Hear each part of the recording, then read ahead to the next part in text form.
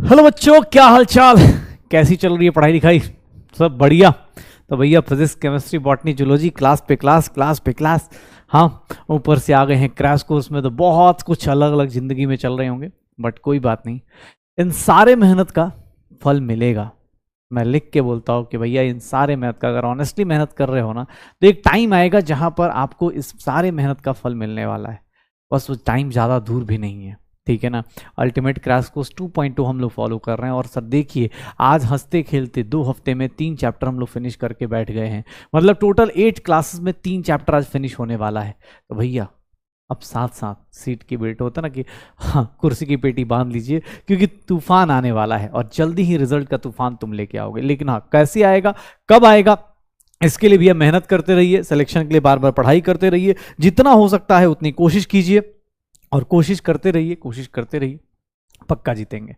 Okay, चलो, हम लोग लास्ट क्लास में एटॉमिक स्ट्रक्चर में बहुत कुछ पढ़ चुके थे, और एटॉमिक स्ट्रक्चर के हमने देखा था कि लास्ट क्लास में हमने क्या कर लिया था कि सर हमने 2-3 चीजें स्टार्ट करी थी। सबसे पहले चलो एटॉमिक स्ट्रक्चर चैप्टर को शुरू करते हैं, बस 10 मिनट में आपको रिवाइज करा देता हूं। एटॉमिक स्ट्रक्चर चैप्टर शुरू किया था डिस्कवरी ऑफ सब एटॉमिक पार्टिकल्स में। इलेक्ट्रॉन की डिस्कवरी कैथोड रे से। कैथोड रे क्या गैस पे डिपेंड करता था? नहीं सर। कैथोड रे क्या कैथोड के मेटेरियल पर डिपेंड करता था? नहीं सर। कहां पर कैथोड रे जनरेट होगा? कैथोड रे तो छोड़ो, एनोड रे कहां जनरेट होगा? Sir low pressure, very low pressure और हाई वोल्टेज डिस्चार्ज ट्यूब के अंदर कैथोड से कैथोड की तरफ से आने वाली रेज को हम लोग क्या बोलेंगे? Cathode rays. एनोड की तरफ से आने वाली रेज को क्या बोलेंगे? एनोड रे। एनोड रे का नाम क्या था? कैनाल रे। कैथोड रे निगेटिवली चार्ज था, एनोड रे पॉजिटिवली चार्ज था। कैथोड रे में क्या मिला? इलेक्ट्रॉन। एनोड रे में क्या मिला? प्रोटॉन। सबसे सिंपलेस्ट एनोड रे कौन सा? सबसे सिंपलेस्ट कौन सा गैस होगा? हाइड्रोजन गैस, जिसको प्रोटॉन में कन्वर्ट कर सकते हैं सर। इसके बाद अगर बात करें एनोड रे की, एनोड रे डिपेंड्स ऑन द गैस। कौन सा गैस आपने डिस्चार्ज ट्यूब में डाल रखा है उसके ऊपर डिपेंड करता है। अगर मैं बात करूं कैथोड और एनोड रे की, तो ये दोनों रेस करने के बाद हम लोग कहां आ गए कि सर E/M रेशियो किसने निकाला था? E/M रेशियो डाल्टन ने, सॉरी थॉमसन ने अपने एक्सपेरिमेंट में थोड़े बहुत मॉडिफिकेशन करके E/M रेशियो निकाला था। फिर डाल्टन थॉमसन ने इसके बाद नहीं बता पाया तो मुलिकन ने चार्ज ऑन इलेक्ट्रॉन निकाला by Millikan oil drop experiment. वहां पर चार्ज ऑन इलेक्ट्रॉन आया, फिर मास ऑफ इलेक्ट्रॉन आया। प्रोटॉन की डिस्कवरी हुई। न्यूट्रॉन की डिस्कवरी के लिए हमें क्या करा सर? बेरिलियम के ऊपर क्या करा? अल्फा पार्टिकल का बम्बार्डिंग करा सर। उससे क्या मिला? न्यूट्रॉन्स मिला, चैडविक ने किया था। फिर न्यूट्रॉन की डिस्कवरी के बाद, इलेक्ट्रॉन प्रोटॉन न्यूट्रॉन की डिस्कवरी के बाद हम लोग आ गए एटॉमिक मॉडल्स पे। हाँ, बीच में, हाँ, एटॉमिक मॉडल्स में आने से पहले चल पहले एटॉमिक मॉडल्स पे आते हैं। एटॉमिक मॉडल में सबसे पहले कौन आया? थॉमसन आया। थॉमसन ने क्या बोला कि भैया, थॉमसन ने बोला कि एटम क्या होता है? पॉजिटिव स्फीयर होता है। यही गलत है। दूसरा सर, इलेक्ट्रॉन जो होते हैं सर वाटरमेलन की सीड्स की तरह अनइवन डिस्ट्रीब्यूट होंगे। बस इतना पता था कि एटम क्या होगा? न्यूट्रल होगा। एटम का साइज क्या होगा? 10⁻⁻15 मीटर्स के रेंज में होगा, 10⁻⁻10 मीटर्स के रेंज में होगा। ये सब बातें बोली। Mass of atom is uniformly distributed. Thomson ने ये बात बोली। थॉमसन के बाद एटॉमिक मॉडल ये वाला खत्म हो जाता है। फिर बीच में क्या हुआ? थॉमसन का एक स्टूडेंट था रोएंटजन, वो कैथोड रे के साथ खेलते खेलते उसने एक्सरे की डिस्कवरी कर दी। तो सर कैथोड रे से एक्सरे कैसे बनता है? जब भी कैथोड रे हेवी मेटल से टकराएगा एक्सरे जनरेट करेगा। और एक बात बताऊं, एक्सरे जनरेट करेगा, जो फ्रीक्वेंसी ऑफ एक्सरे होती है वो frequency under root of frequency is equals to A/Z-B। कौन सा एक्सपेरिमेंट था? मोजले एक्सपेरिमेंट था। कौन सा एक्सपेरिमेंट था? मोजले एक्सपेरिमेंट था। फिर हम लोगों ने थॉमसन मॉडल करा, रोएंटजन ने एक्सरे बताया, और एक्सरे के साथ ही हमने क्या पढ़ लिया? Radio activity. रेडियो एक्टिविटी क्या होती है? Alpha beta gamma rays. Sir जो भी रेडिएशन बाहर बार बार एमिट करता है, alpha beta gamma. Alpha rays normal rays है, हीलियम के न्यूक्लियाई को बोलते हैं। बीटा रेज इलेक्ट्रॉन वाली रेज हैं।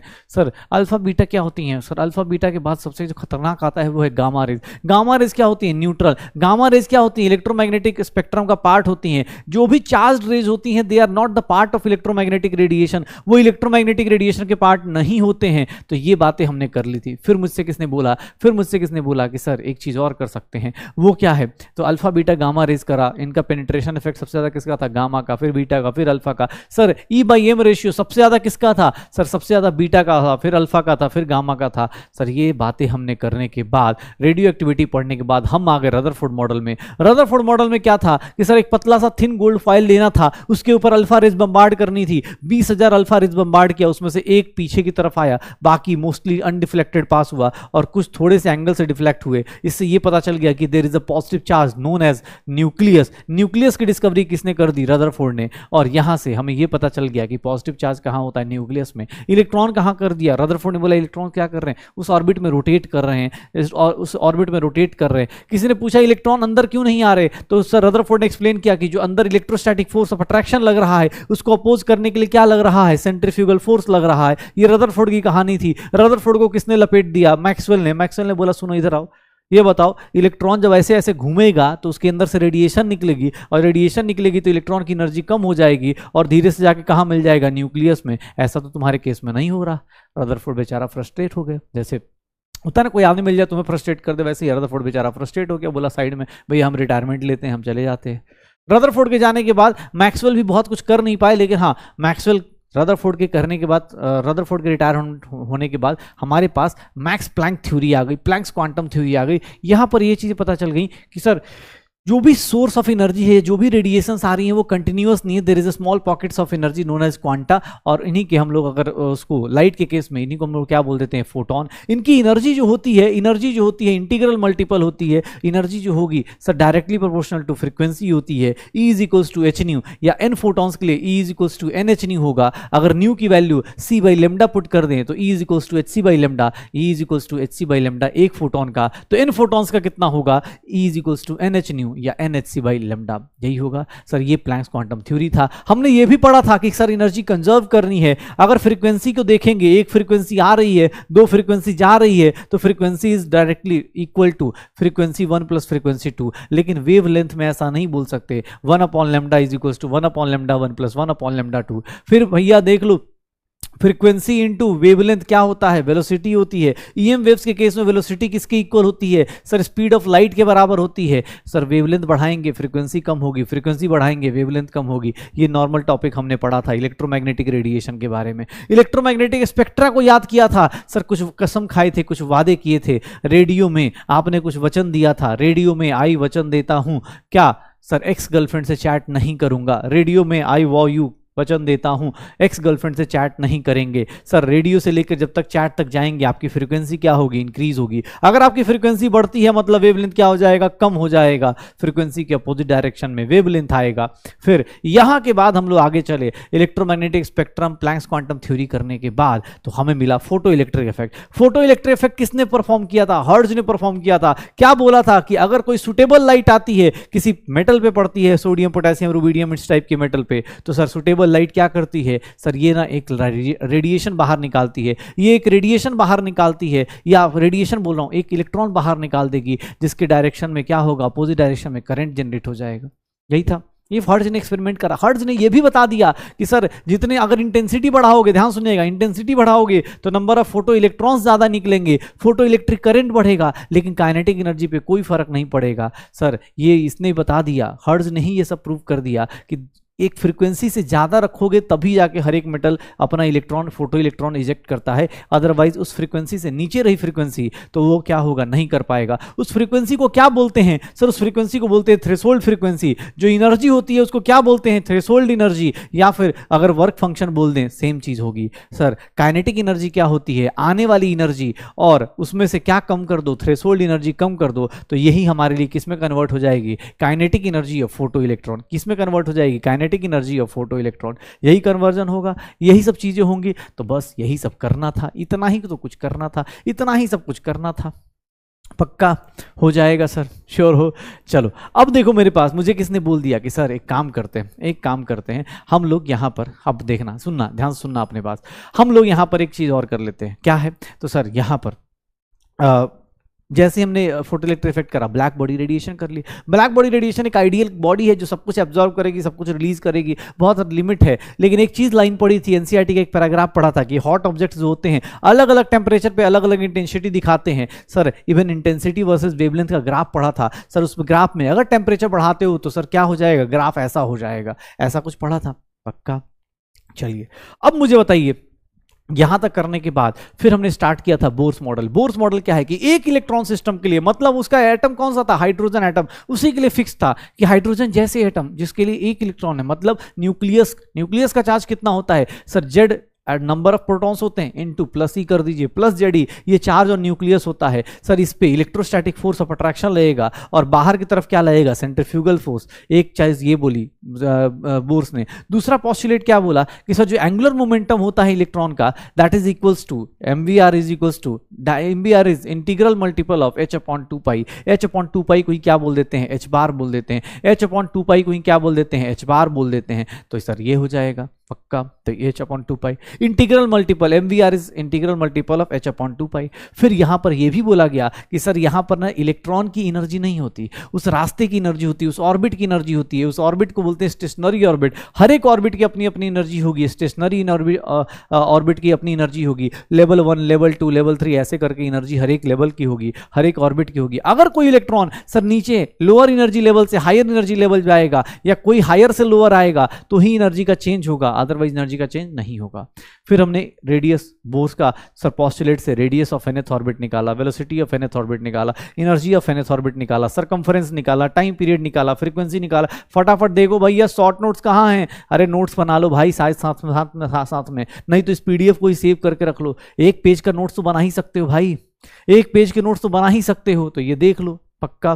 तो ये सब चीज़ें अपने पास हो जाएंगी। अच्छा मुझे किसने बोल दिया कि सर अपने पास हमने ये सब कर लिया है जो भी सारे बोर्स मॉडल। अब बोर्स मॉडल में एक चीज़ और आ गई कि सर आपने बोला कि इलेक्ट्रॉन अगर एक्साइटेड स्टेट से लोअर स्टेट पे आएगा तो एनर्जी रेडिएट करेगा, एनर्जी एमिट करेगा, इसी को क्या बोलते हैं, एमिशन स्पेक्ट्रा। अगर अपोजिट चले तो एब्जॉर्प्शन स्पेक्ट्रा, जाते टाइम क्या होगा, एब्जॉर्प्शन करेगा। एमिशन स्पेक्ट्रा और एब्जॉर्प्शन स्पेक्ट्रा एक दूसरे के अपोजिट होते हैं, जो यहाँ ब्लैक होगा वहाँ कलर्ड होगा, जो यहाँ कलर्ड होगा वो यहाँ ब्लैक होगा। ये एमिशन एब्जॉर्प्शन स्पेक्ट्रा की बात थी। फिर हम लोगों ने ये सब कहानी कर ली, फिर हमें पता चला कि भैया हाइड्रोजन का स्पेक्ट्रा पढ़ लेते हैं। हाइड्रोजन का स्पेक्ट्रा क्या है, तो सर हाइड्रोजन के स्पेक्ट्रा में क्या बात करेंगे, सर ऊपर से नीचे आएगा हाइड्रोजन। अगर आप डायरेक्ट 1 पे आते हो, कहीं से भी जंप करके डायरेक्ट 1 पे आते हो, कहीं से भी जंप करके डायरेक्ट 1 पे आते हो, तो सर कौन सा सीरीज होगा, लाइमन सीरीज। सर कौन सी रेडिएशन होगी, यूवी रेडिएशन होगी। कौन सी रेडिएशन होगी, यूवी रेडिएशन होगी। फिर अगर कहीं से जंप करके सेकंड पे आओगे, कौन सी रेडिएशन होगी, कौन सा सीरीज होगा, बामर सीरीज। कौन सी रेडिएशन होगी, विजिबल लाइट की। अगर कहीं से भी जंप करके 3 पे आओगे, लाइमन बामर पास्चन पे आएगा, कौन सीरीज होगी, इंफ्रारेड। सर 4 पे आओगे, ब्रैकेट सीरीज, कौन सा होगा, इंफ्रारेड। सर 5th पे आओगे, कौन सा सीरीज होगा, sir Lyman बामर Paschen bracket P fund. और 6th पे आओगे, हमफ्रीज कहलाएगा। जो 3rd के बाद सारे के सारे क्या हैं, इंफ्रारेड रेडिएशंस होंगे। तो ये सारी चीजें हमने करी थी। अगर मैं बोलूं N2 से N1 आ रहा हूं, अगर मैं बोलूं N2 से N1 आ रहा हूं, N2 से N1 आऊंगा, तो N2 से N1 में देखोगे भैया कितने total number of spectral lines कितने होंगे, total number of spectral lines कितने होंगे। Sir total number of spectral lines कितने हो जाएंगे, N2 minus N1, N2 minus N1, N2 minus N1 plus 1 divide by 2। अगर मैं बोलूं कि भैया एक बात बताओ लेमडा कितना होगा, तो सर ये are Z square 1 by N1 का whole square minus 1 by N2 का होल स्क्वायर, यही होगा। सर 1 बाई लेमडा को ही हम लोग क्या बोल देते हैं, वेव नंबर भी बोल देते हैं। तो अगर कोई N2 से N1 आएगा तो उसमें टोटल नंबर ऑफ लाइंस कितनी होंगी, ये होंगी 1 अपॉन लेमडा न्यू अपने पास। ये देखिएगा थर्ड वन, अगर किसी पार्टिकुलर सीरीज की लाइंस निकालनी है, पार्टिकुलर सीरीज की लाइंस निकालनी है, पार्टिकुलर सीरीज की लाइंस बतानी है, पार्टिकुलर सीरीज की लाइंस बतानी है, तो पार्टिकुलर सीरीज की लाइंस कहां से कहां होगी। सर N2 से क्या लिख दूंगा, N लिख दूंगा। N2 से क्या लिख दूंगा, N लिख दूंगा। N क्या है सर, लिमिटिंग ऑर्बिट। लेंथ क्या है, limiting C line, limiting orbit of particular series. ठीक है, लिमिटिंग ऑर्बिट जो उसका, जैसे लाइमन के केस में लिमिटिंग ऑर्बिट क्या है 1, सर बामर के केस में क्या है 2, ब्रैकेट के केस में क्या है सर 4, ऐसे लिमिटिंग लाइन बना दो, हो जाएगा। यही 3 फॉर्मूले करे थे, इन्हीं के ऊपर क्वेश्चंस कर रहे थे, यही सब छोटी छोटी चीजें हमने फिनिश करी थी। तो हाइड्रोजन स्पेक्ट्रा हो गया, लाइमन अपने सब कुछ हो गया पक्का। देख ले भाई गिन के 12 मिनट में अपने पास रिवीजन। अब तुम सोचोगे नहीं सर क्रैश कोर्स में आराम से कराइए, हाँ अरे नहीं यार भाई, अब दौड़ने का टाइम है, अब चलने का टाइम नहीं है, अब दौड़ने का टाइम है। और दौड़ना भी ऐसा वैसा नहीं है, अब तेज दौड़ना है। तो तेज कैसे दौड़ेंगे सर, देखो ना मैं गारंटी कह रहा हूं, देखो किसी को लगे कि गारंटी है बेटा, हाँ कुछ हो सकता है ऑब्वियस है। जब आप नॉर्मल बैच में होते हो तो थोड़ा ज्यादा डिटेल हो जाता है, तो 1-2 पॉइंट ज्यादा होंगे, क्वेश्चंस ज्यादा होंगे। हाँ क्वेश्चंस की तो गारंटी नहीं बोल सकता, लेकिन इतना पता है कि सर आप जो नॉर्मल बैच में होता है ना, अगर उसका परसेंटेज वाइज बात करो तो 95% यहां पर भी कवर हो रहा है। हाँ क्वेश्चन आप थ्योरी में 95%, 10-5% जो लाइंस होंगी या जो स्टेटमेंट बेस्ड होंगे वो सब चीज़ें कुछ छूट भी रही होंगी क्योंकि ऑब्वियस थोड़ा फास्ट कर रहे हैं, लेकिन सर 95% आपको जो नॉर्मल बैच में मिलता है उतना मिल रहा है। अब आपके ऊपर है भैया, आप तैयारी आप फास्ट मतलब होता ना कि फास्ट फॉरवर्ड करना चाहते हो या नहीं करना चाहते हो। अगर अभी आपको सर दर्द हो रहा है तो मैं बता दूं 1/3 फिजिकल केमिस्ट्री फिनिश होने वाली है आज, और 2/3 होने में ज्यादा टाइम लगेगा नहीं। क्यों? क्योंकि एक छोटू सा चैप्टर है रिडॉक्स रिएक्शन, एक छोटू सा चैप्टर है रिडॉक्स रिएक्शन, एक छोटू सा चैप्टर है रिडॉक्स रिएक्शन, वो जल्दी ही हो जाता है कि थर्मोडायनेमिक्स है, केमिकल काइनेटिक्स है, ये सब चैप्टर अच्छे अच्छे हैं, ठीक है। थर्मोडायनेमिक्स अपने पास, इलेक्ट्रोकेमिस्ट्री, केमिकल काइनेटिक्स, ये सब थोड़ा सा अपने अच्छे चैप्टर्स हैं, तो प्लीज ट्राई कीजिएगा, ज्यादा टाइम नहीं लगेगा, विद इन सेकंड, मतलब जब तक आप सोचेंगे तब तक पता चला कि सिलेबस हो जाएगा। तो कोशिश कीजिए जितना हो सकता है साथ में चलने की, पक्का। तो ये अपने पास आ जाएगा लेमडा न्यू बार ऐसे। अच्छा, मुझसे किसी ने बोल दिया सर एक काम कर लेते हैं, सर एक काम कर लेते हैं, ये टोटल नंबर ऑफ लाइंस आ गई। अब मुझे ना बोर्स मॉडल का ड्रॉबैक बताओ। तो बोर्स मॉडल का ड्रॉबैक सुनना ध्यान से। बोर्स थ्योरी के साथ दिक्कत क्या थी कि सर ये किसके बारे में बात नहीं करता है, सर सिंगल इलेक्ट्रॉन के बारे में बात करता है। ये किसके बारे में बात करता है? सिंगल इलेक्ट्रॉन के बारे में बात करता है। मल्टी इलेक्ट्रॉन के केस में बोर्स आइटम पूरा ही फेल हो गया, बोला कि नहीं भाई मुझे नहीं पता मल्टी इलेक्ट्रॉन में क्या होगा, मल्टी इलेक्ट्रॉन में एकदम ही फेल हो गया। सर दूसरा, किसी ने पूछा कि सर एक बात बताइए, आपको कैसे पता चला कि एंगुलर मोमेंटम NH/2π के NH/2π का इंटीग्रल मल्टीपल होगा? बोलता है सर हमें तो ऐसे ही बस सपने में लगा, हमने मार दिया, ऐसा नहीं था। बेचारा साइड में चला गया, इसको किसी ने बता नहीं पाया, बोर्स एक्सप्लेन नहीं कर पाया। सर बोर्स को अब उंगली करोगे, देखो थॉमसन को उंगली करी तो रदरफोर्ड आया, रदरफोर्ड को उंगली करा तो बोर्स आया, अब बोर्स को उंगली कर रहे हैं। अब बोर्स को बोल रहे सुनो ना, तुमने बोला quantum in theory of radiation और क्लासिकल लॉ ऑफ फिजिक्स दोनों मर्ज कर दिए, किसी से पूछे थे क्या? किसी से पूछा था? विदाउट एक्सप्लेनेशन बोल रहे हो कि सर यहां से लेके खिचड़ी पका दी, अच्छा हो गया सर, अच्छा लग रहा है। भाई अच्छा तो लग रहा है, थोड़ा बहुत एक्सप्लेन कर जा रहे हो, लेकिन ना इसको एक्सप्लेन कर पा रहे हो, ना इसको एक्सप्लेन कर पा रहे हो, ना इसको एक्सप्लेन कर पा रहे हो। तुम ये भी नहीं बता रहे हो कि सर स्पेक्ट्रल लाइंस का इतना शानदार स्ट्रक्चर क्यों बन रहा है, सर ये सब स्पेक्ट्रल लाइंस का इतना सुंदर स्ट्रक्चर कैसे बन रहा है, तुम तो ये भी नहीं बता पा रहे हो। अरे तुम तो ये भी नहीं बता पा रहे हो कि तुम्हारी जो स्पेक्ट्रल लाइंस होती हैं वो स्प्लिट कर जाती हैं। Splitting of spectral lines in the presence of magnetic field और इलेक्ट्रिक फील्ड। मतलब आप सर मैग्नेटिक और इलेक्ट्रिक फील्ड में अगर बात की जाए तो जैसे जीमैन इफेक्ट हो गया, सर ये क्या हो गया? स्टार्क इफेक्ट हो गया, जीमैन इफेक्ट हो गया, और ये क्या हो गया? स्टार्क। जीमैन मैं तो ऐसे ही याद रखता हूं, सबने आयरन मैन देखा होगा, जीमैन टोनी स्टार्क है उसमें, तो सर वो किससे चलता है? इलेक्ट्रिसिटी से ही सारा काम करता है। इलेक्ट्रिक फील्ड में Stark effect, sir magnetic field में क्या हो जाएगा? जीमैन, पक्का। तो बस और क्या, बाकी मजे में कौन रहता है? मैं तो ऐसे भी याद कर सकता हूं कि मैग्नेटिक फील्ड क्या हो गया? जीमैन इफेक्ट, तो उसको याद रखो। मजे में कौन रहता है? सर इलेक्ट्रिशियन स्टार्क, ठीक है। ऑब्वियस है टोनी स्टार्क क्या रहता है? मजे में रहता है। तो आप ऐसे याद रखो, मैग्नेटिक फील्ड में क्या होता है? जीमैन इफेक्ट, इलेक्ट्रिक फील्ड में क्या होता है? Stark effect. चलो भाई क्वेश्चन बताइए। Splitting of spectral lines when atoms are subjected to strong electric field, sir इसको क्या बोलेंगे? इलेक्ट्रिक फील्ड में कौन सा इफेक्ट था? मजे में कौन था? जीमैन इफेक्ट कौन सा? मैग्नेटिक फील्ड में। सर टोनी स्टार्क था इलेक्ट्रिक फील्ड में। आंसर टिक मार दो, हो गया। अब देखो भाई साहब, अब बोर्स के मॉडल पे आपने उंगली करी, आपने बोला भाई तुमने ये नहीं बताया, ये नहीं बताया, ये नहीं बताया। बोर्स बेचारा बोला भाई सुनो हो गया, मेरा बस इतना ही है। लोगों ने बोला कोई बात नहीं। इसके बाद बोर्स के मॉडल के बाद जब तक क्वांटम मैकेनिकल मॉडल आए, जब तक लोग सोचे कि नया मॉडल क्या होगा, तब तक एक भाई साहब आए, डी ब्रॉगली भाई साहब। डी ब्रॉगली भाई साहब ने बहुत सिंपल सा कॉन्सेप्ट लगाया। इन्होंने बोला, आप सबने अपनी लाइफ में देखा भी होगा कि अगर आप फोटो खींचते टाइम आपका कैमरा इधर से उधर ऐसे स्लाइड कर जाए, ऐसे हिल जाए, या फिर कोई आपकी फोटो खिंचवा रहे हो, पीछे से कोई ऑब्जेक्ट फास्ट मूव करके चली जाए, कोई बाइक वाइक जा रही हो, या मूवीज देखा हो, उसमें जब भी देखोगे कोई मैटर बहुत तेजी से मूव करेगा। अगर आप देखोगे क्रिकेट देखोगे तो वहाँ जो बॉल्स का मूवमेंट होता है वो वेव्स के फॉर्म में करते हैं हम लोग, कि सर बॉल का देखोगे ना एक एक ट्रेजेक्ट्री निकाल देते हैं वो लोग, जैसे LBW इन सब का डिसीजन जब होता है तो बॉल्स का एकदम रास्ता बता देते हैं। कैसे बताते हैं? तो डी ब्रॉगली ने क्या बोला कि सर कोई भी एम मास का बॉडी, कोई भी एम मास का बॉडी अगर v वेलोसिटी से चल रहा है, एम मास का बॉडी v वेलोसिटी से चल रहा है, तो सर इसके पीछे एक वेव जनरेट होती है, इसके पीछे एक वेव जनरेट होती है, इसके पीछे एक वेव जनरेट होती है, जिसको हम लोग कौन सा नाम देते हैं? सर एम मास का बॉडी, कोई भी मैटर अगर आगे पीछे चल रहा है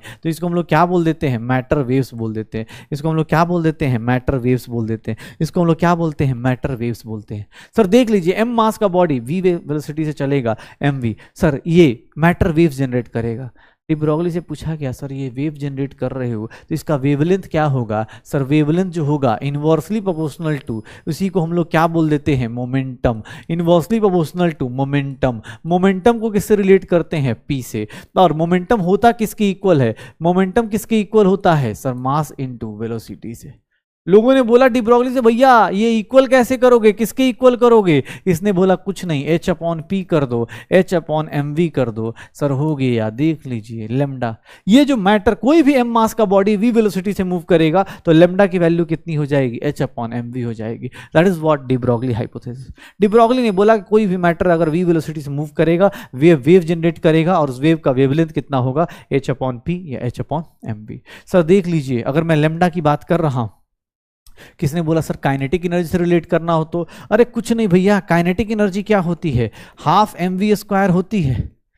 सर ऊपर नीचे एम से मल्टीप्लाई कर दो, ऊपर नीचे m से मल्टीप्लाई कर दो तो इसको क्या लिख सकते हैं? एम वी का होल स्क्वायर अपॉन 2m लिख सकते हैं। मतलब सर मोमेंटम क्या हो जाएगा? 2m kinetic energy, 2m kinetic energy और p का स्क्वायर, तो p क्या हो जाएगा? Sir under root 2m kinetic energy. Sir देखिएगा लेमडा की वैल्यू क्या आ जाएगी? Sir h upon under root 2m kinetic energy. Lambda m is nothing 2m kinetic energy. Sir ये भी एक फॉर्मूला आ जाएगा पक्का। आगे जाके इलेक्ट्रॉन को जब आप रोकते हैं तो स्टॉपिंग पोटेंशियल, काइनेटिक एनर्जी को हम लोग क्या लिख देते हैं? सर काइनेटिक एनर्जी को अगर कोई चार्ज बॉडी है तो उसमें हम लगा देते हैं Q क्या है? चार्ज एनर्जी, और ये क्या है? Stopping potential.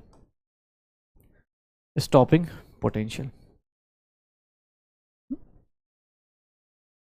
लैम्डा की वैल्यू ऐसे निकाल दी जाएगी पक्का। बस यहां पर जब भी क्वेश्चन में न्यूमेरिकल सॉल्व कीजिएगा तो m की वैल्यू किस में पुट कीजिएगा? kg में, और v की वेलोसिटी किस में पुट कीजिएगा? मीटर पर सेकंड में। क्यों? क्योंकि सर इसको ऐसा यूनिट में पुट करेंगे, ये भी किस में आएगा? मीटर में आएगा। ध्यान सुनिएगा मैंने क्या बोला, इसमें गलती जो लोग करते हैं वो लोग पता है क्या गलती करते हैं? वो एक ही गलती करेंगे। वो क्या करेंगे कि सर लैम्डा की वैल्यू मीटर में निकालेंगे, लेकिन हाँ मास को किस में? मास ग्राम में दिया होगा तो ग्राम में ही पुट कर देंगे और बस निकाल देंगे। ये गलती मत करना। Lambda H upon M V होगा, एच अपॉन एम वी होगा, मास किस में होगा? केजी में, वेलोसिटी किस में होगी? मीटर पर सेकंड में। तो लेमडा की वैल्यू ऐसे निकाली जाएगी पक्का। याद रखिएगा मास केजी में, इसको मीटर पर सेकंड में। बाकी यही कहानी है। चलिए इसके न्यूमेरिकल्स देखिएगा, बताइएगा। न्यूमेरिकल्स तो छोड़िए, ऐसे भी याद रखिएगा। जितना कोई बोले सर हम लोग पीछे पीछे चल रहे हैं, मैं चल रहा हूँ, मेरे पीछे एक वेव जनरेट हो रही है लेकिन सर दिख नहीं रही, कैसे? एक बार पिक्चर क्लिक करके देखो, दिख जाएगा पीछे वेव। ऐसे ऐसे अगर वी वेलोसिटी से मूव करूंगा ना, पीछे एक वेव आ जाएगी, ब्लर इमेज आ जाएगी। क्यों? क्योंकि सर मेरे पीछे भी एक वेव जनरेट हो, बट उसका वेवलेंथ बहुत छोटा है। क्यों? क्योंकि सर ना हमारा मास ज्यादा होता है। जिसका मास ज्यादा होगा ना उसका वेवलेंथ क्या होगा? कम हो जाएगा। जिसका मास ज्यादा होगा उसका वेवलेंथ क्या हो जाएगा? कम हो जाएगा। बस देख लो क्वेश्चन कैसा आएगा, ये देखो। मिनिमम डी ब्रोगली वेवलेंथ किसके साथ आएगा? सर लेमडा की वैल्यू मिनिमम किसके साथ आएगी? सर लेमडा की वैल्यू मिनिमम किसके साथ होगी? अब वेलोसिटी दिया नहीं है, लेकिन एक चीज पता है कि सर मास जिसका ज्यादा होगा, जिसका मास ज्यादा होगा उसकी वेलोसिटी लेमडा क्या हो जाएगी? मिनिमम हो जाएगी। जिसका मास ज्यादा होगा उसका लेमडा क्या हो जाएगा? मिनिमम हो जाएगा। जिसका मास ज्यादा होगा उसका लेमडा क्या हो जाएगा? मिनिमम। जिसका भी मास ज्यादा होगा उसका लेमडा क्या हो जाएगा? मिनिमम हो जाएगा। तो बस कर लो भाई पक्का। यहां पर एक चीज और, डी ब्रोगली ने क्या प्रूफ कर दिया? देखना ध्यान से। De Broglie proved Bohr's hypothesis, Bohr's postulate. कैसे? ध्यान सुनना, बोर्स पोस्टुलेट कैसे प्रूफ किया? बोर्स का पोस्टुलेट कौन सा था? M V R is equals to N H upon 2 pi. ये बोर्स का पोस्टुलेट था। डी ब्रोगली ने बोला सुनो एक काम करते हैं, चलो यार बोर्स के भैया ने जो बोला है वो सच प्रूफ कर देते हैं। बोर्स ने ये प्रूफ ऐसे बिना प्रूफ किए ही ले लिया था। ध्यान सुनना, डी ब्रोगली ने क्या बोला? डी ब्रोगली ने बोला कि यार कोई भी बंदा मूव करता है ना, अगर मान लो इलेक्ट्रॉन मूव करेगा तो इसके अराउंड क्या होगा? एक वेव जनरेट होगी।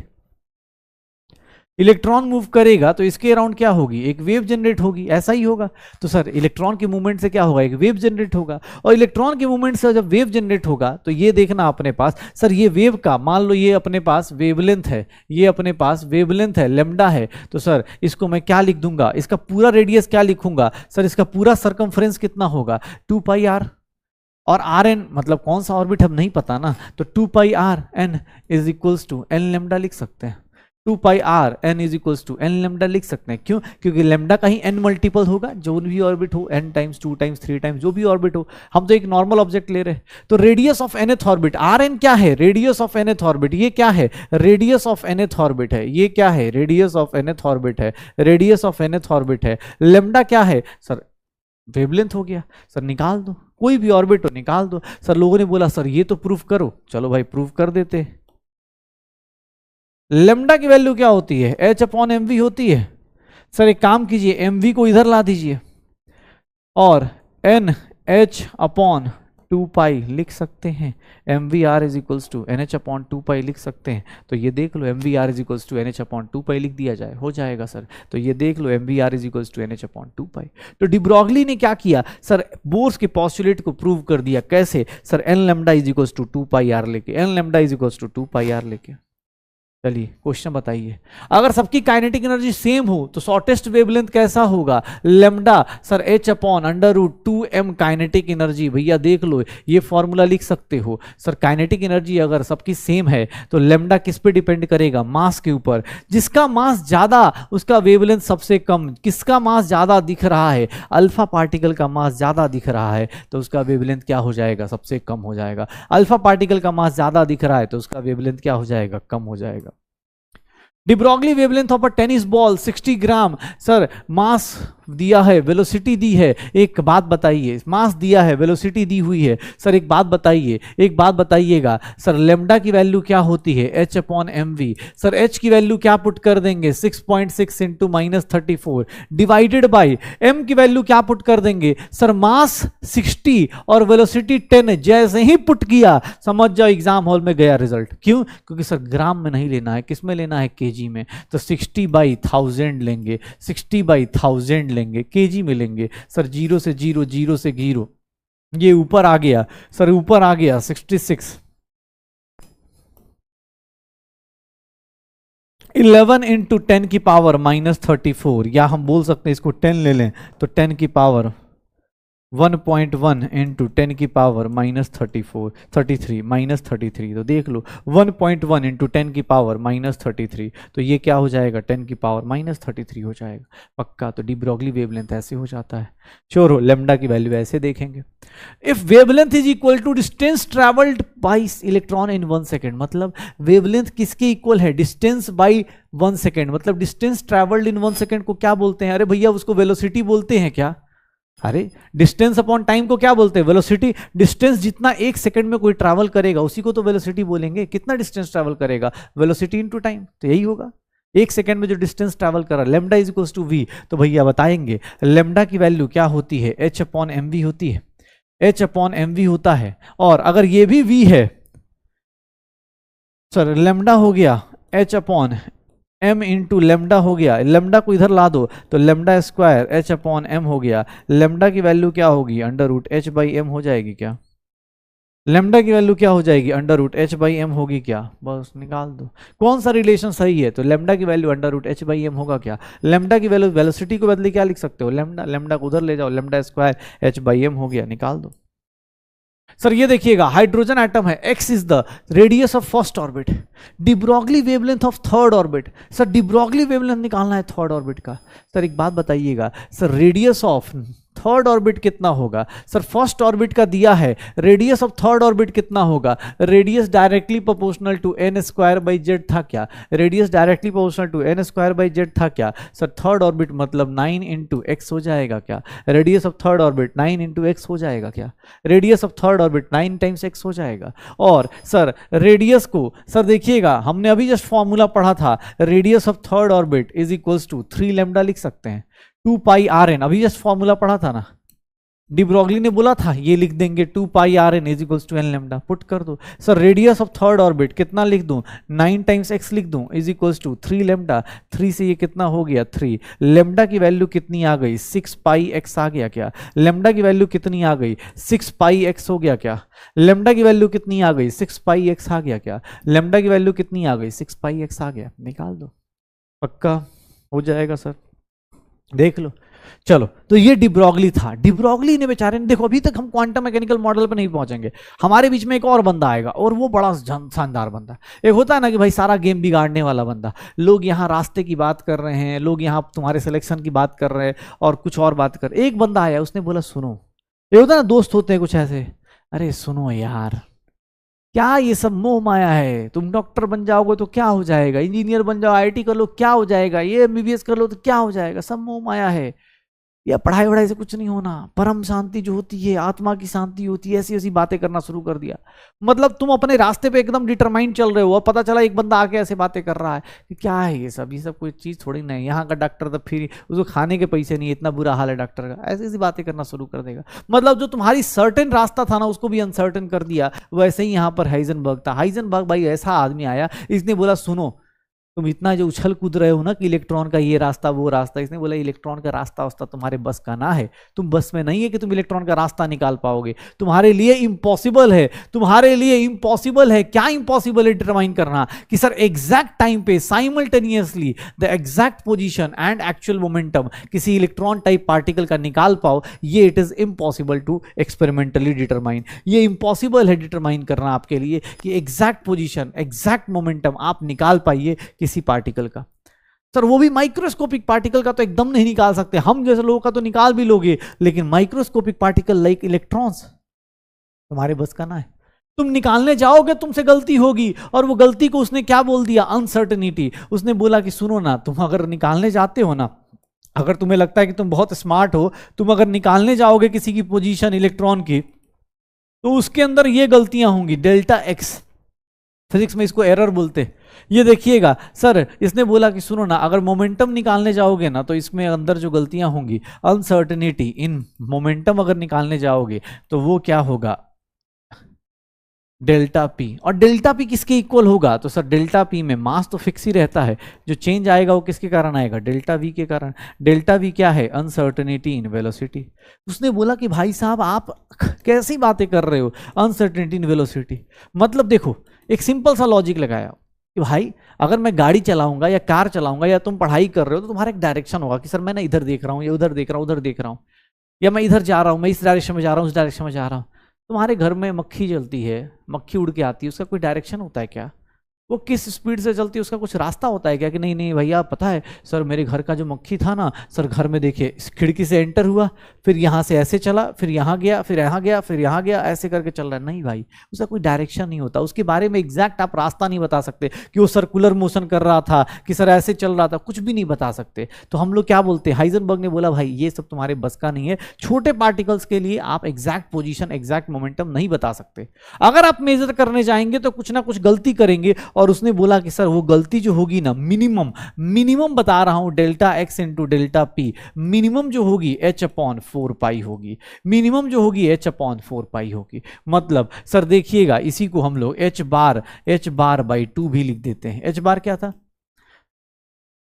कल भी पढ़ा है, h अपॉन 2 पाई को क्या लिखा जाता है, h बार लिख दिया जाता है। तो देख लो अपने पास मिनिमम क्या होगा, h बार अपॉन 2 हो जाएगा, delta x into delta P, h upon 4 पाई और h बार बाई 2। ये देख लो सर, किसने बोला एग्जैक्टली कि सर अगर इसको ऐसे पुट कर दें तो, अरे भैया कोई दिक्कत नहीं ना, कोई दिक्कत नहीं, ये लिख सकते सर, ये लिख सकते, देख लो।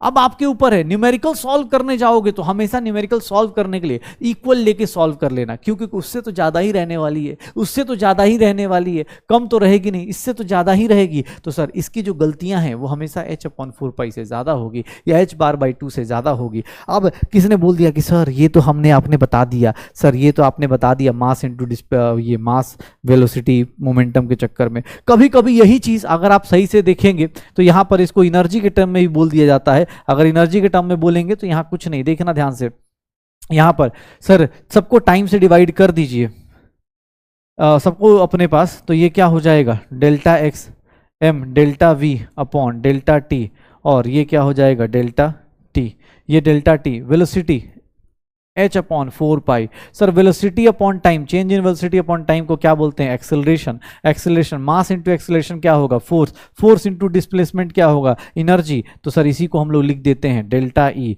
इंटू डेल्टा टी, एनर्जी के अंदर का change is equals to h upon 4 pi. ये भी एक तरीका होता है लिखने का, ये भी एक तरीका होता है ये लिखने का।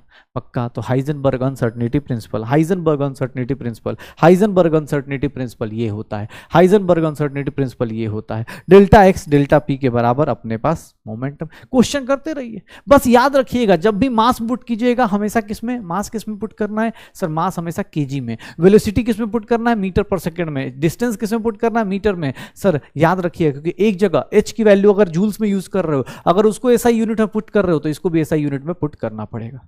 पक्का? हो जाएगा। चलो हाइजेनबर्ग करके देखो क्या दिया है। Uncertainty in position delta x is twice the, ध्यान सुनना, delta x is twice the delta P. Sir delta x किसके ट्वाइस है? डेल्टा पी के। डेल्टा एक्स डेल्टा पी के ट्वाइस है। बोल रहा है कि बताइए क्या रिलेशन होगा? अनसर्टनिटी इन वेलोसिटी बता दीजिए, बताइए। सर एक बात बताइएगा, is equals to h upon 4 pi ले लेते हैं ना सीधा सीधा।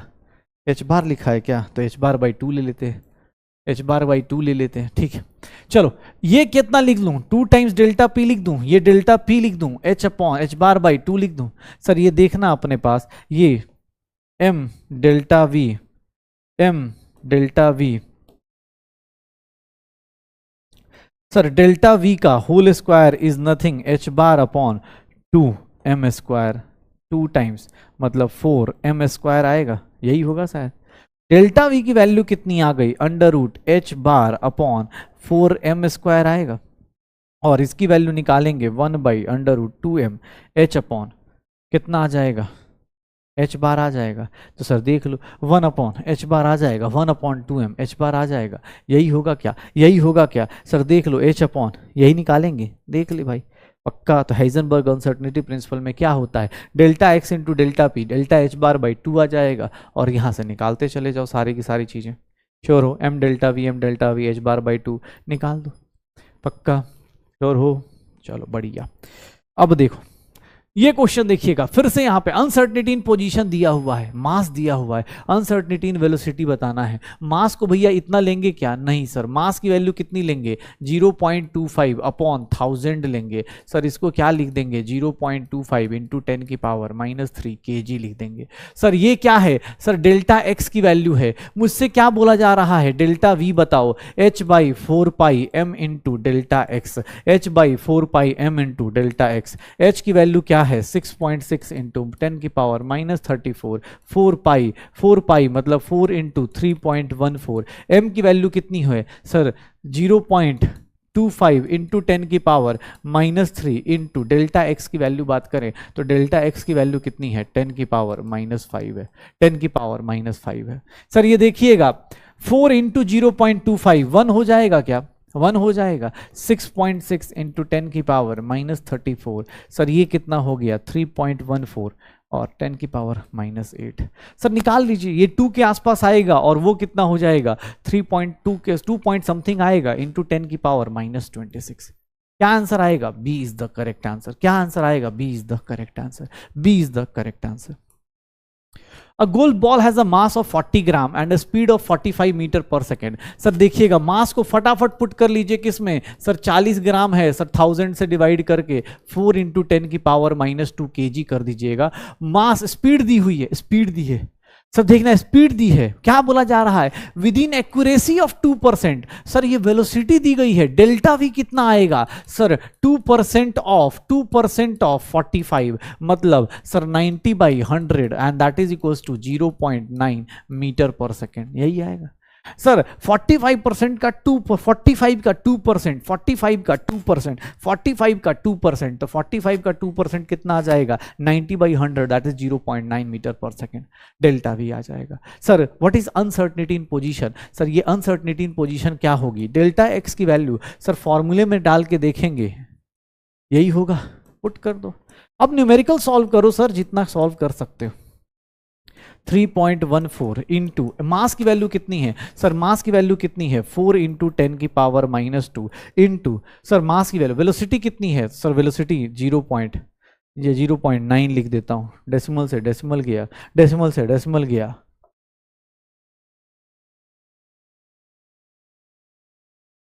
अब कैलकुलेशन बड़ी गंदी आ गई यार।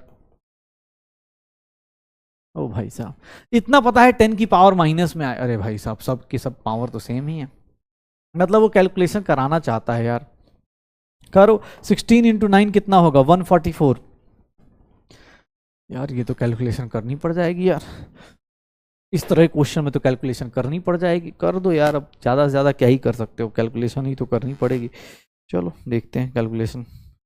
यार देखो बात ये है कि भाई दिन भर में 6.6 divide by 16 divide by 3.14 divide by 9 0.0145 into 10 की पावर माइनस 32। तो सर इसको क्या लिख देंगे, 1.45 इंटू 10 की पावर माइनस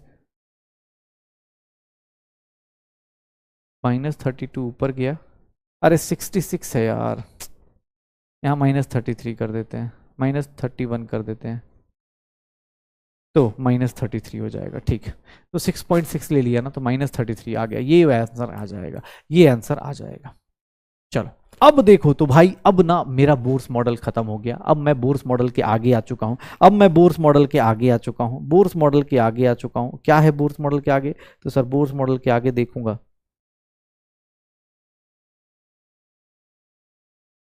बोर्स मॉडल के आगे आ चुका हूं। क्या है बोर्स मॉडल के आगे, ध्यान सुनिएगा सर। अब मेरे पास क्या है, श्रोडिंगर्स इक्वेशन। मतलब सर अब ना भाई साहब मैं परेशान हो गया यार, कल से पढ़ रहे, थॉमसन मॉडल आया, रदरफोर्ड मॉडल आया, रदरफोर्ड को उंगली करी, बोर्स आया, अब बोर्स को उंगली कर दिया किसी ने। फिर लोगों ने बोला यार ये तो खत्म ही नहीं होगा यार सिलेबस, एटम के बारे में भाई एक लिमिट तक जानोगे ना। तो भाई एक बंदा आया बड़ा शानदार, मुझे तो बहुत पसंद है, इसने एक बार में कहानी खत्म कर दी। ये होता ना कि आदमी, मान लो तुम कुछ ऐसा करने आओ कि भाई साहब लगातार लोग उंगली कर रहे हैं, भैया ये है ये है, एक ऐसे बंदे को लेके आ जाओ जो ऐसी लैंग्वेज बोली जो किसी को समझ में ही ना आए, सब शांत हो जाएंगे, उसको लग जाएगा भाई कुछ तो हाई फाई बात हो रही है। जैसे जो गाँव में रहते हैं ना, उनके यहाँ अगर इंग्लिश में 2-4 लाइन लड़ाई हो रही है बहुत तगड़ी, और इंग्लिश में 2-4 लाइन समझा दो, ऐसे इंग्लिश में बोलना है बस, उनको कुछ पता नहीं चलेगा, बस ये समझ में आया कुछ तो समझदारी की बात कर रहा है। भले ही तुम बोल रहे हो कि लड़ो, खूब अच्छे से लड़ो साला, सॉरी क्या ऐसे लड़ रहे हो, मतलब ऐसे करो, लेकिन अगर तुम यही बात इंग्लिश में बोल दो भाई साहब सब शांत हो जाएंगे, उनको लगेगा कुछ तो बाहर, कुछ तो बोला है, कुछ तो समझदारी की बात बोल रहा है, इंग्लिश में बोल रहा है, समझदारी की बात बोल रहा है। सेम चीज श्रोडिंगर ने किया, श्रोडिंगर ने बोला यार सब लोग ना नॉर्मल बात कर रहे हैं, एक ऐसी बात कर दो कि सब के सब बेहोश हो जाए, सब साइड हो जाए, जैसे तुम ही अभी थोड़ी देर बाद बोलोगे हाँ सर सही है, जो बोलेगा मान लेते, सर क्यों फालतू की चीजें करनी है। श्रोडिंगर ने बोला सुनो ना एक काम करो, ये जो इलेक्ट्रॉन है ना, इसका जो एक साई है, ये क्या मान लो, वेव फंक्शन मान लो, किसका, इलेक्ट्रॉन का, वेव फंक्शन ऑफ इलेक्ट्रॉन मान लो कि सर साई क्या है, वेव फंक्शन है। सर किसी भी इलेक्ट्रॉन का वेव फंक्शन, जब इलेक्ट्रॉन मूव करेगा तो उसका एक कुछ फंक्शन होगा, फंक्शन मतलब फिजिक्स में आप पढ़ भी रहे होंगे, साइन थीटा कॉस थीटा कैसे करके फंक्शन होगा, साई की वैल्यूज होंगी। किसने बोला सर साई का कोई फिजिकल, ऐसे कोई फिजिकल सिग्निफिकेंस नहीं सर, एक इक्वेशन है, इसके अलावा कोई सिग्निफिकेंस नहीं। लेकिन हाँ साई स्क्वायर कर देंगे, साई स्क्वायर कर देंगे तो ये क्या बताता है, ध्यान सुना, ये क्या बताता है, तो ये बताता है प्रोबेबिलिटी डेंसिटी। ये क्या बताता है, प्रोबेबिलिटी डेंसिटी, प्रोबेबिलिटी डेंसिटी बताता है किसकी, sir probability density of finding an electron. Sir ये क्या बताता है, probability density of finding an electron, या इलेक्ट्रॉन लिख देता हूं, प्रोबेबिलिटी डेंसिटी ऑफ इलेक्ट्रॉन। और अगर साई स्क्वायर डेंसिटी को किससे मल्टीप्लाई कर दो, वॉल्यूम से, तो ये क्या बता देता है, प्रोबेबिलिटी बता देता है, क्या बता देता है, प्रोबेबिलिटी बता देता है, प्रोबेबिलिटी ऑफ इलेक्ट्रॉन कि सर यहां पर इलेक्ट्रॉन होगा। Sai square DV. श्रोडिंगर ने बोला सुनो मैं ऐसी बातें करूंगा ना, किसी को लगे सर साई क्या होता है, वेव फंक्शन, बड़ा प्यारा सा फंक्शन होता है, अभी देखना, अभी सुनो तो सही, देखो तो सही। किसी को लगे सर साई का बता दीजिए ना, साई क्या होता है, रुक जाओ, वेव फंक्शन है, फंक्शन मतलब मैथ का इक्वेशन है, उसका स्क्वायर कर देना, उसको डीवी से मल्टीप्लाई कर देना। अरे तुम्हें कुछ नहीं करना, श्रोडिंगर ने बोला कुछ नहीं करो, सर ये प्रोबेबिलिटी है। एक बात बताओ, कोई इलेक्ट्रॉन अगर दुनिया में है, अगर कोई इलेक्ट्रॉन दुनिया में है तो सर उसको माइनस इन्फिनिटी से प्लस इन्फिनिटी के बीच में खोजेंगे तो उसकी प्रोबेबिलिटी मिलने की कितनी होगी, 1 ही होगी। अरे सर 1 ही तो होगी, कैसे, अरे सर माइनस इन्फिनिटी से प्लस इन्फिनिटी किसी की प्रोबेबिलिटी चेक करेंगे तो कहीं ना कहीं तो होगा ना इलेक्ट्रॉन, तो उसकी प्रोबेबिलिटी कितनी हो जाएगी, 1। लोगों ने बोला अच्छा बड़ा सुंदर लग रहा है यार। सर देखिएगा डीवी को क्या लिख सकते हैं सर, अलग अलग एक्सिस में देखेंगे एक्स वाई जेड में, तो D X into D Y into D Z लिख सकते हैं। याद रखिएगा इसी इक्वेशन को सॉल्व किया जाता है, इसी इक्वेशन को सॉल्व करके sir we get three solutions of Schrödinger. ये इसी इक्वेशन को सॉल्व करके हम 3 सॉल्यूशन ऑफ श्रोडिंगर इक्वेशन निकालते हैं।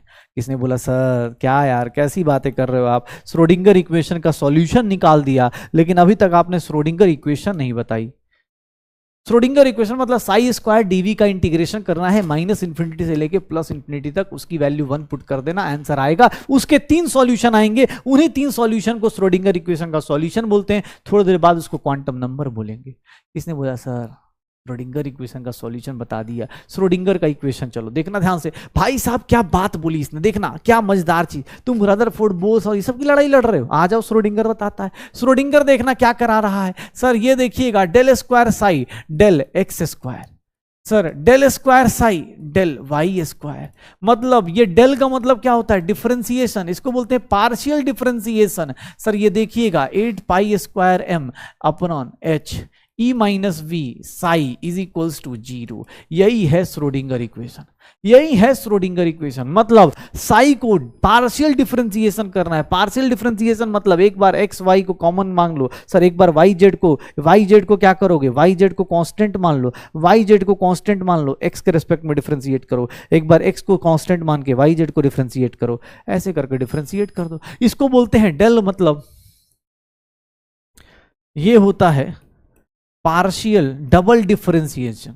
छोटा मोटा बात नहीं करा इसने, बोला partial double differentiation with respect to, ध्यान सुनना, with respect to sir X, sir Y और जेड क्या होंगे उस टाइम पे कांस्टेंट मान लिए जाएंगे।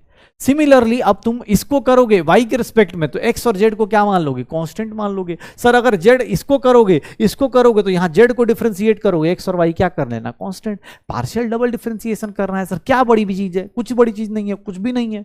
इवन इस इक्वेशन को एनसीईआरटी ने बोला भाई साहब मैं इतनी मेहनत नहीं करूंगा, इस इक्वेशन को मैं चाहूं तो मैं ऐसे भी लिख सकता हूं, H psi is equals to E psi, where sir Schrodinger equation को देखो, एनसीईआरटी कितना कामचोर इंसान है। एनसीईआरटी ने इतनी लंबी इक्वेशन नहीं लिखी, उसने बोला भाई साहब ये इक्वेशन लिख के कोई फायदा तो है नहीं। क्यों, तुम्हें भी पता चल जाएगा, तुम्हें लग रहा होगा डिफरेंशिएशन कर लोगे ना, अभी देखना differentiation. H psi is equals to E psi. H क्या है सर, हैमिल्टोनियन ऑपरेटर है। ये भी एक ऑपरेटर मतलब फंक्शन, हैमिल्टोनियन ऑपरेटर है। ये क्या है, एनर्जी है, एनर्जी है। तो ये इसको इस तरह से भी लिख सकते हैं। तो ये श्रोडिंगर इक्वेशन है। अब तुम्हें लग रहा हो सर क्या सर श्रोडिंगर, देखो ना सर बहुत सिंपल सा, मैं तुम्हें बता रहा हूं साई की इक्वेशन देख के सर डबल डिफरेंशिएशन करना है। पता है क्या करना है, साई का इक्वेशन कहां गया, रुक जाओ 1 मिनट रुक जाओ, बस तुम्हें दिखा रहा हूं, साई को दिखा देता हूं। ऐसे देखो मैंने जानबूझ के लेट रखा था क्योंकि मुझे पता है तुम लोग बहुत आसानी से कर सकते हो, बहुत आसानी से कर सकते हो। ये लो सर, ये बस साई का डिफरेंशिएशन इसी को सर करना है, इसी को डबल डिफरेंशिएट कर दीजिएगा सर, इक्वेशन आ जाएगी। ये देखिएगा कितना प्यारा सा इक्वेशन है सर। ये देखिए साई का इक्वेशन, इसका डबल डिफरेंशिएशन कर दीजिएगा with respect to x, with respect to y, with respect to z. Partial double differentiation, छोटा मोटा डिफरेंशिएशन नहीं, partial double differentiation plus 8 pi square m, sir इसका डिफरेंशिएशन करके निकाल दीजिएगा। एकदम फील आ रही है ना वही वाली बात कि इंग्लिश ऐसी बोल दो किसी को कुछ समझ में ना आए। हाँ, एक होता है ना कि एक मेरा दोस्त था, वो एमबीबीएस के वाइवा में जैसे मान लो कोई क्वेश्चन नहीं आ रहा है, ठीक है, तो भाई वो ऐसी इंग्लिश बोलेगा कि भाई सामने वाले को समझ में ही नहीं आएगा। मान लो किसने पूछ दिया कि हाँ यार इस बोन में क्या प्रॉब्लम है, ऐसे तो सर आपने बताया था, ऐसा करके बात करेगा, वैसी वाली हाथ है भाई। जब नहीं समझ में आया, सर देखो ना इसने क्या इक्वेशन लिख दी, श्रोडिंगर इक्वेशन इसी को बोलते हैं भाई साहब, श्रोडिंगर इक्वेशन इसी को बोलते हैं। अब इसका डिफरेंशिएशन करके आप सॉल्यूशन निकाल लेना। इसका सॉल्यूशन निकालोगे सर, इसका इक्वेशन डिफरेंशिएशन करोगे, फिर ये इक्वेशन को आप यूज करोगे। इसके 3 सॉल्यूशन आते हैं। क्या आपको मन है निकालने का? नहीं सर, हमें नहीं निकालना, क्योंकि हमारे सिलेबस में इसका सॉल्यूशन नहीं निकालना। हमें बस इतना पता है कि इसके 3 सॉल्यूशन क्या आते हैं sir, the three solutions of Schrodinger, the three solutions of Schrodinger equation, the three solutions of Schrodinger equation. ये जो 3 सॉल्यूशन है श्रोडिंगर इक्वेशन के, sir 3 solution of Schrodinger equation is nothing, ध्यान सुनना, 3 solutions of Schrodinger equation are, कौन कौन से solution Schrodinger equation है, इसको हम लोग बोलते हैं। पहला है एन, एन क्या है, तो सर इसको हम लोग बोल देते हैं प्रिंसिपल क्वांटम नंबर। यही क्या कहलाता है, प्रिंसिपल क्वांटम नंबर। सर दूसरा इसको हम बोलते हैं एल। एल क्या कहलाता है, एजीमुथल क्वांटम नंबर। एजीमुथल या इसी को बोल देते हैं subsidiary quantum number. Subsidiary quantum number, azimuthal या फिर subsidiary quantum number. Third one that is known as m. M को क्या बोल देते हैं, that is magnetic quantum number. तीन सॉल्यूशन आए, तीन सॉल्यूशन आए, तीन सॉल्यूशन आए, ध्यान सुनना, मैग्नेटिक क्वांटम नंबर। सर ये तीन सॉल्यूशन आए और इसके साथ इसकी लिमिटेशन भी आई। सर वैल्यू ऑफ एन जो होता है, वैल्यू ऑफ एन जो होगा 1 से स्टार्ट होगा 2 3 4 डैश डैश डैश इंफिनिटी तक जाएगा। एन की वैल्यू जो प्रिंसिपल क्वांटम नंबर है उसकी वैल्यू 1 से स्टार्ट होगी 2 3 4 5 6 7 8 9 10 जाता जाएगा। एजीमुथल क्वांटम नंबर की value, sir value of L जो होता है, ध्यान से देखिएगा, ध्यान से सीखिएगा, वैल्यू ऑफ एल जो होता है वो कहां से कहां होता है, सर 0 से लेकर n-1, 0 से लेकर n-1, यहां पर लिमिटेशन है। इसकी वैल्यू किस पे डिपेंड करती है, n की वैल्यू पे। इसकी वैल्यू किस पे डिपेंड करती है, n की वैल्यू पे। और अगर मैग्नेटिक क्वांटम नंबर की बात करें, मैग्नेटिक क्वांटम नंबर की अगर वैल्यू देखें तो वैल्यू ऑफ m जो होता है वो कहां से कहां होता है, तो -l से +l इंक्लूडिंग 0, -l से +l इंक्लूडिंग 0। देख लो, तीन सॉल्यूशन निकाल के लाए हम लोग, तीन सॉल्यूशन, और वो तीनों सॉल्यूशन एक नंबर्स हैं। वो नंबर्स कौन कौन से आए, तो एक को बोला हम लोगों ने प्रिंसिपल क्वांटम नंबर, एक को बोला एजीमुथल क्वांटम नंबर, एक को बोला प्रिंसिपल क्वांटम नंबर, एक को बोला एजीमुथल क्वांटम नंबर, दूसरे को देख लो, principal quantum number, azimuthal quantum number, principal quantum number, azimuthal quantum number और मैग्नेटिक क्वांटम नंबर, वैल्यू निकल जाएगी। सर इसकी वैल्यू, सर इसकी वैल्यू इस पे डिपेंड कर रही है, इसकी वैल्यू इस पे डिपेंड कर रही है। देख लीजिएगा, अभी देखिएगा, सीख लीजिए क्योंकि यही सब काम आएगा। सर अगर n की वैल्यू 1 लेता हूं तो सर इसके लिए l की वैल्यू क्या पॉसिबल है, 0। l की वैल्यू क्या पॉसिबल है, 0। m की वैल्यू क्या हो जाएगी, m की वैल्यू किस पे डिपेंड करेगी, l के ऊपर, सर 0। n की वैल्यू अगर 2 लेता हूं, ध्यान सुनना, l की वैल्यू क्या पॉसिबल है, 0। l की वैल्यू और क्या पॉसिबल है, 1। सर इसके लिए m की वैल्यू कितनी पॉसिबल है, 0। इसके लिए m की वैल्यू कितनी पॉसिबल है, -1, 0 +1। सर अगर n की वैल्यू 3 लेते हैं, n की वैल्यू 3 लेते हैं, l की वैल्यू 0, l की वैल्यू 1, l की वैल्यू 2, सर ये क्या हो जाएगा, इसकी वैल्यू m की वैल्यू 0, m की वैल्यू -1, 0 +1, और यहाँ पर m की वैल्यू क्या हो जाएगी, -2, -1, 0 +1 और +2 हो जाएगी। तो ये देख लो सर, ये अलग अलग श्रोडिंगर इक्वेशन के अलग अलग तरीके आ जाएंगे। श्रोडिंगर इक्वेशन को सॉल्व किया गया, उससे हमें सॉल्यूशन से मतलब नहीं, हम 3 सॉल्यूशन काम उठा के लेके चले आएंगे और इसी के ऊपर वर्क करेंगे पक्का। सर n की वैल्यू, l की वैल्यू किस पे डिपेंड कर रही है, सर इसके ऊपर। इसकी वैल्यू किसके ऊपर डिपेंड कर रही है, इसके ऊपर। याद रखिएगा, कोई भी एक दूसरे को अपोज नहीं करेगा। आप कहीं भी किसी की वैल्यू नहीं निकाल सकते, आपको देखना पड़ेगा। पक्का हो जाएगा सर, श्योर हो, अरे पक्का। चलो ये तो पता चली गया ना, डिफरेंशिएट कर देना, अरे विद इन सेकंड डिफरेंशिएट कर दोगे। छोड़ो यार ये सब, मैं तुम्हारे लेवल से ऊपर भाई, क्या ये सब छोटी मोटी बातें तुम लोग से कौन करेगा। 8 पाई, कौन सा आंसर होगा, कौन सा आंसर होगा। श्रोडिंगर इक्वेशन क्या था, 8 pi square m square upon h square था। हाँ ये देखो क्या इक्वेशन होगा, देखना कौन सा इक्वेशन होगा, ये नहीं होगा, ये अपने पास 8 पाई स्क्वायर m होगा ना। हाँ ठीक है, ठीक है, ये नहीं होगा। क्या आंसर आएगा, ये आंसर आ जाएगा। तो एग्जाम हॉल में श्रोडिंगर वेव इक्वेशन का ज्यादा से ज्यादा ये आएगा, या फिर ये वाला इक्वेशन पूछ लिया जाएगा, H psi is equals to E psi, ऐसे पूछ लिया जाएगा, निकालते रहो, पक्का हो जाएगा सर। चलिए अब क्वांटम नंबर्स की बात करते हैं। देखो हमें 3 क्वांटम नंबर्स तो सॉल्यूशन ऑफ श्रोडिंगर से आए, तो अब हम लोग टोटल 4 क्वांटम नंबर पढ़ेंगे। क्वांटम नंबर होते क्या हैं, तो क्वांटम नंबर किसके बारे में बात करते हैं, ध्यान सुनना, क्वांटम नंबर किसके बारे में बात करते हैं, क्वांटम नंबर्स बात करते हैं, क्या बताते हैं, it gives complete idea. It क्या बताते हैं, इट इज अ, ऐसे लिख देता हूं, it is a set of 4 numbers. It is a set of 4 numbers. It is a set of 4 numbers which gives complete idea, which gives complete information, which gives complete information about complete information about an electron in an atom, किसी atom में कितने electron में कौन से electron क्या कर रहे हैं, किस स्पीड से चलेंगे, क्या करेंगे, ये सब कुछ बताने के लिए कौन आएगा सर? क्वांटम नंबर आएगा। सब कुछ बताने के लिए कौन आएगा? क्वांटम नंबर आएगा। सब कुछ बताने के लिए कौन आएगा? क्वांटम नंबर आएगा। ध्यान से सुनिएगा, क्वांटम नंबर क्या है सर? क्वांटम नंबर की बात करें तो मेरे पास टोटल 4 टाइप के क्वांटम नंबर हैं। There are 4 types of quantum number. There are 4 types of quantum number. There are 4 types of quantum number. ध्यान सुनिएगा, 4 टाइप के क्वांटम नंबर हैं और ये चारों टाइप के क्वांटम नंबर में से 3 लोगों से आप मिल चुके हैं। कौन कौन से सर? पहला principal quantum number. Principal quantum number क्या बताता है सर? सब कुछ बताना है, इलेक्ट्रॉन के बारे में सब कुछ पता चलना चाहिए आपको। तो सर सब कुछ कैसे पता चलेगा? सब कुछ कैसे पता चलेगा? तो सर कैसे पता चलेगा? Principal quantum number. इसको किससे रिप्रेजेंट करते हैं? एन से रिप्रेजेंट करते हैं। प्रिंसिपल क्वांटम नंबर एन से रिप्रेजेंट किया जाता है। प्रिंसिपल क्वांटम नंबर सर क्या होगा? सर प्रिंसिपल क्वांटम नंबर क्या होगा? ध्यान से सुनना अपने पास। प्रिंसिपल क्वांटम नंबर क्या होगा सर? प्रिंसिपल क्वांटम नंबर की बात करते हैं। प्रिंसिपल क्वांटम नंबर की बात करें सर, ये क्या होगा सर? ये किसको रिप्रेजेंट करेगा sir? It represents, it gives, या सीधा सीधा इट गिव्स आइडिया अबाउट, या it gives the orbit information या सेल इंफॉर्मेशन ऑफ इलेक्ट्रॉन। मतलब किस सेल में है information of an electron in atom, मतलब किसी एटम में किस ऑर्बिट में है, किस ऑर्बिट में है इलेक्ट्रॉन, उसके बारे में कौन बताएगा सर? Principal quantum number. उसके बारे में कौन बताएगा? Principal quantum number.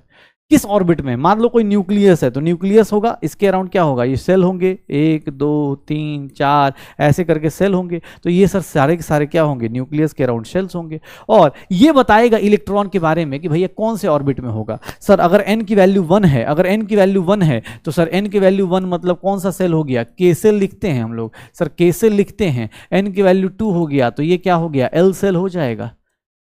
Sir N की वैल्यू 3 होगा तो ये क्या होगा? एम सेल होगा। और सर एक बात बताऊं, ये एन की वैल्यू ना आप बहुत देर से जानते हो। कैसे? आपको याद करो, रेडियस ऑफ nth ऑर्बिट, ये रेडियस भी बता देगा, ये रेडियस भी बता देगा, ये रेडियस भी बता देगा सर, ये रेडियस भी बताएगा 0.53 n स्क्वायर बाई जेड या फिर 52.9 n square by z picometre, यही होगा शायद। अगर मैं बात करूं वेलोसिटी की तो वेलोसिटी क्या होगी? 2.18 into 10⁻⁶ z by n metre पर सेकेंड। अगर मैं बात करूं एनर्जी की तो सब कुछ बता देगा, -13.6 z square by n square sir electron volt, ये सब कुछ बता देगा। अगर आपको एन की वैल्यू पता है, अगर आपको किसी इलेक्ट्रॉन के ऑर्बिट की वैल्यू पता है तो आप सब कुछ बता सकते हो उसके बारे में कि सर ये होगा, ये चीजें होंगी पक्का। जैसे जैसे ऊपर जाएंगे आपको ही पता है, आपको कोई पूछ दे तो सर प्रिंसिपल क्वांटम नंबर कितना हो जाएगा, ये होगा, इसके बारे में बताएगा। एन की वैल्यू क्या हो सकती है? एन की वैल्यू 1 से स्टार्ट होगी, इन्फिनिटी तक जा सकती है, 1 से स्टार्ट होगी, इन्फिनिटी तक चली जाएगी। फिर किसने बोला सर सेकंड क्वांटम नंबर? ध्यान सुनिएगा, अब यहां से रोल शुरू होगा। किसको बोलते हैं? इसको बोलते हैं एजीमुथल क्वांटम नंबर, या फिर इसी को हम लोग सेकेंडरी क्वांटम नंबर ही बोल देते हैं, सेकेंडरी सब्सिडरी क्वांटम नंबर ही बोल देते हैं, एल से डिफाइन होगा। एजीमुथल क्वांटम नंबर किसके बारे में बताता है? तो एजीमुथल क्वांटम नंबर बताएगा सर, ये क्या बताएगा? It tells about subcells in which electron is present. Sir आप अपने पास ध्यान सुनिएगा, अगर किसी न्यूक्लियस के अराउंड जाएंगे तो सबसे पहले आप कहां जाएंगे? सेल में। आप सबसे पहले कहां जाएंगे? सेल, या उसको क्या बोलते हैं? ऑर्बिट। ऑर्बिट को क्या बता रहा था? एन। एन के बाद कहां जाएंगे? सबसेल में। सबसेल मतलब क्या हो जाएगा? ये एल हो जाएगा।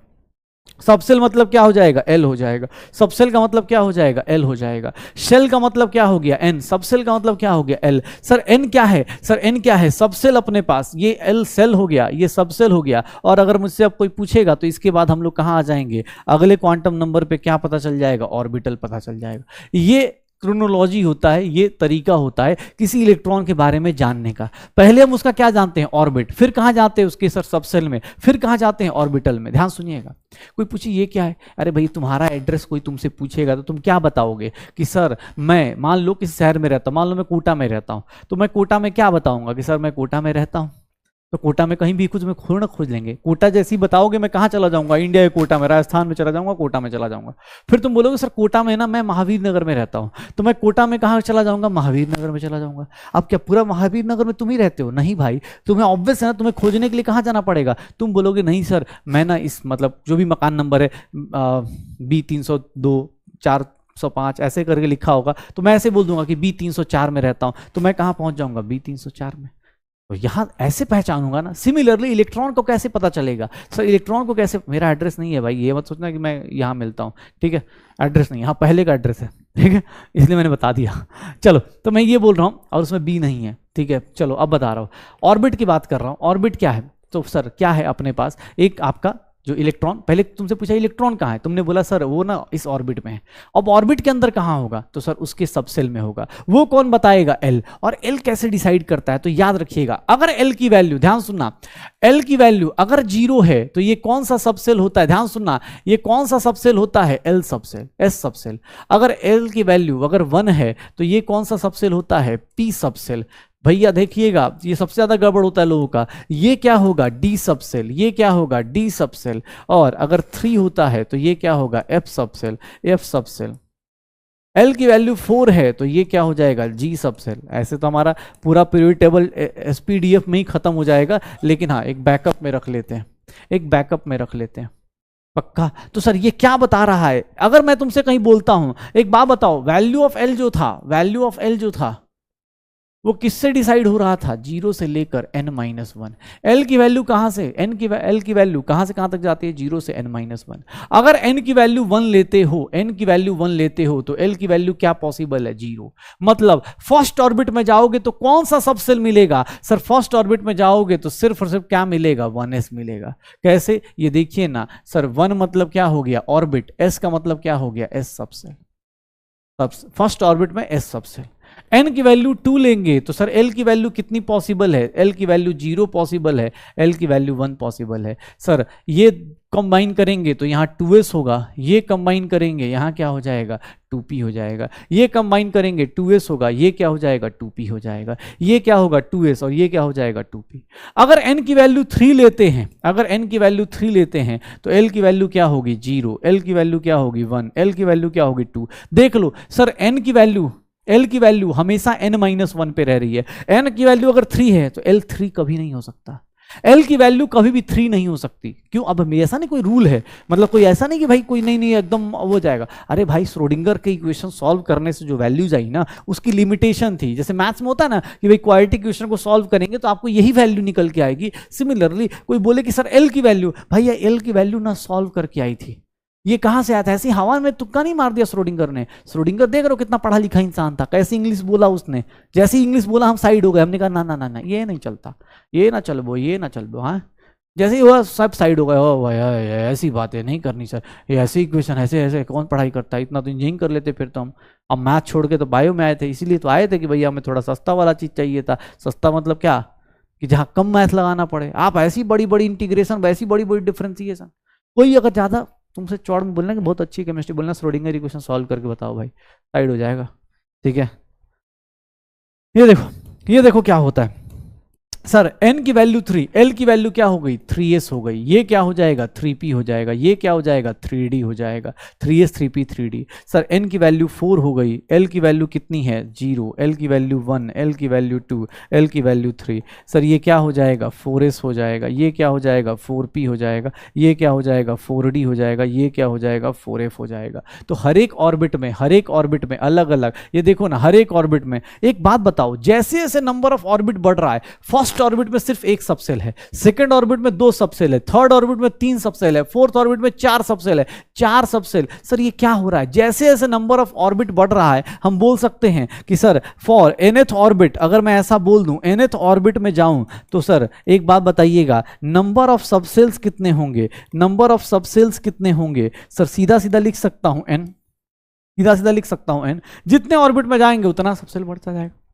पक्का। अच्छा चलो एक क्वेश्चन बताओ सर, ये जी सबसेल किस ऑर्बिट में आएगा, जी सबसेल किस ऑर्बिट में आ सकता है, जी सबसेल किस ऑर्बिट में आएगा। सर फोर्थ ऑर्बिट में आ सकता है क्या, नहीं, क्योंकि जी सबसेल के लिए एल की वैल्यू क्या होनी चाहिए सर जी सब सेल के लिए एल की वैल्यू 4 होनी चाहिए, वो उतना हो सकता है? नहीं हो सकता। वो उतना हो सकता है? नहीं हो सकता।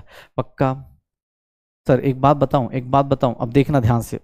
अब कोई बोल दे कि सर ऑर्बिटल, अब देखो जैसे अब यहां पर एक वर्ड और आता है, याद देखिएगा, अब देख लो, orbital angular momentum, orbital angular momentum, क्योंकि आप इसी सब सेल के अंदर रोटेट करेंगे तो ऑर्बिटल एंगुलर मोमेंटम जो होगा under root L into L plus one H upon 2 pi, या फिर under root L into L plus one H bar, ये रख दिया जाता है। ऑर्बिटल एंगुलर मोमेंटम कोई पूछे तो एज्यूम अपने पास किससे निकालते हैं? इसको किससे निकालते हैं? सर इसको हम लोग निकालते हैं, इसको हम लोग निकालने के लिए किसका यूज करते हैं? एज़िमुथल क्वांटम नंबर का, एज़िमुथल क्वांटम नंबर का या एंगुलर क्वांटम नंबर का।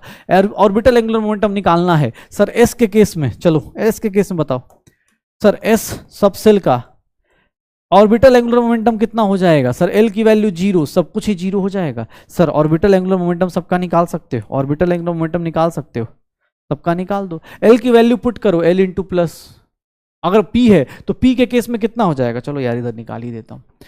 ऑर्बिटल एंगुलर मोमेंटम, थोड़ा देखिएगा, orbital angular momentum, orbital angular momentum की बात की जाए तो ऑर्बिटल एंगुलर मोमेंटम की बात की जाएगी तो क्या होगा? Under root L into L plus one H upon L plus one H upon 2 pi, या फिर under root L into L plus one H bar हो जाएगा, यही होगा। अब ध्यान से सुनना, ये देखना, अब मुझसे किसने बोल दिया कि सर एक काम करते हैं, एक काम करते हैं, अगर एस सब सेल है तो एस सब सेल का मतलब ही हो गया, एस सब सेल का मतलब ही हो गया कि एल की वैल्यू क्या होगी? 0। एल की वैल्यू 0 मतलब ऑर्बिटल एंगुलर मोमेंटम क्या हो जाएगा? 0 इंटू 0 प्लस 1 एच बार। सर ये क्या हो गया? 0।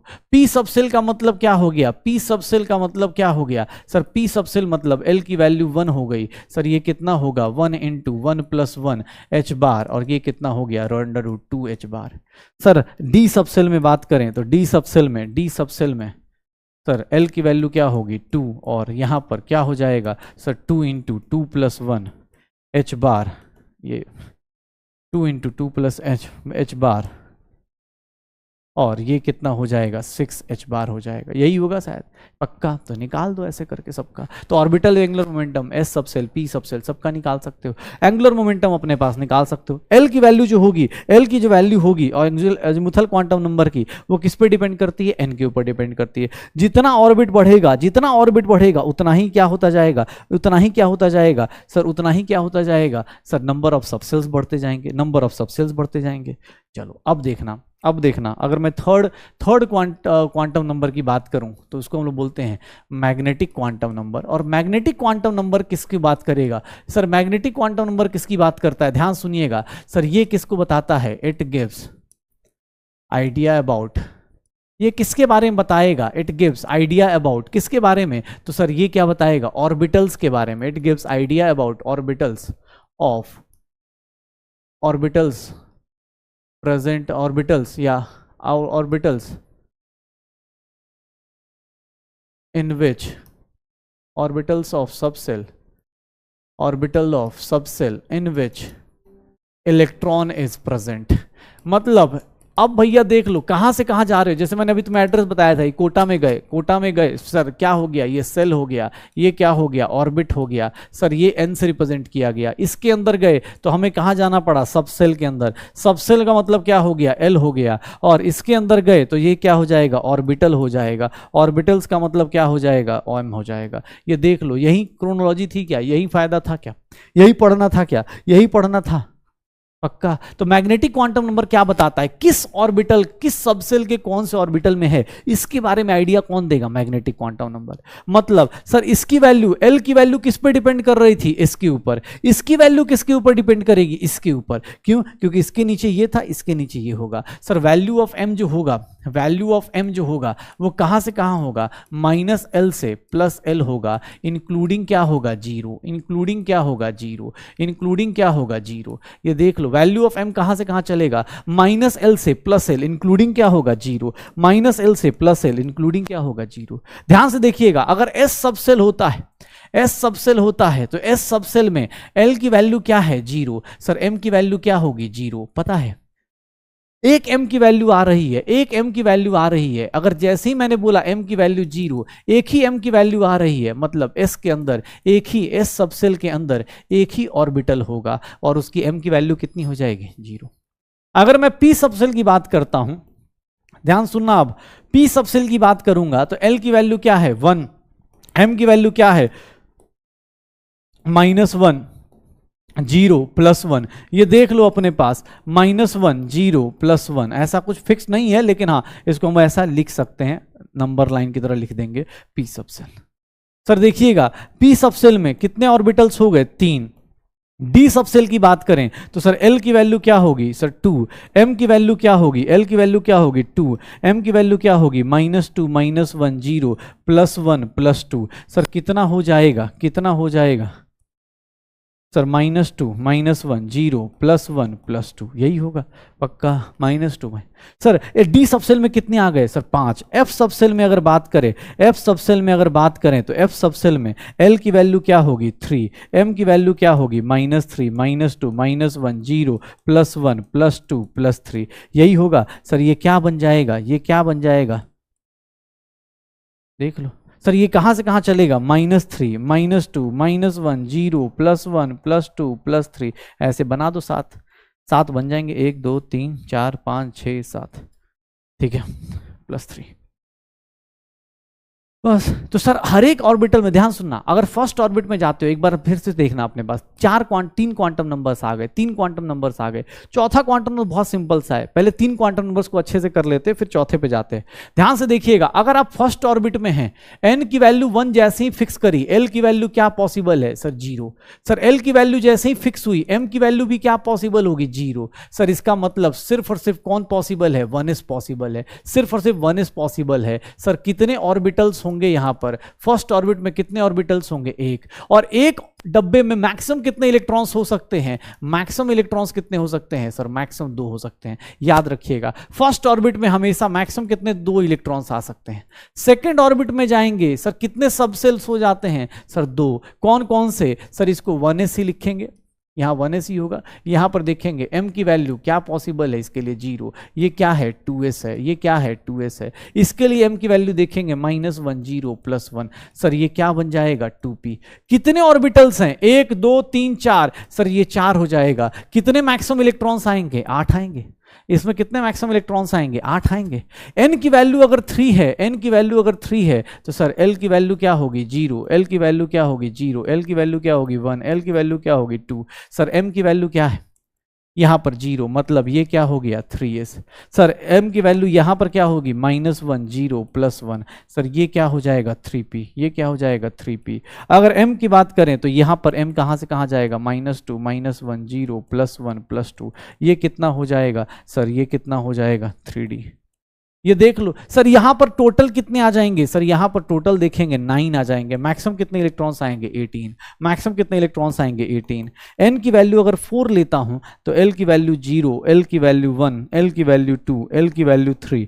ये देख लो, m की वैल्यू यहां पर 0, m की वैल्यू यहां पर -1 से लेकर +1, यहां पर m की वैल्यू -2 से लेकर +2, यहां पर m की वैल्यू -3 से लेकर +3। सर इसके अंदर एक बनेगा 4s, एक बनेगा 4p, एक बनेगा 4p, एक बनेगा 4d और यहां पर एक बनेगा 4f।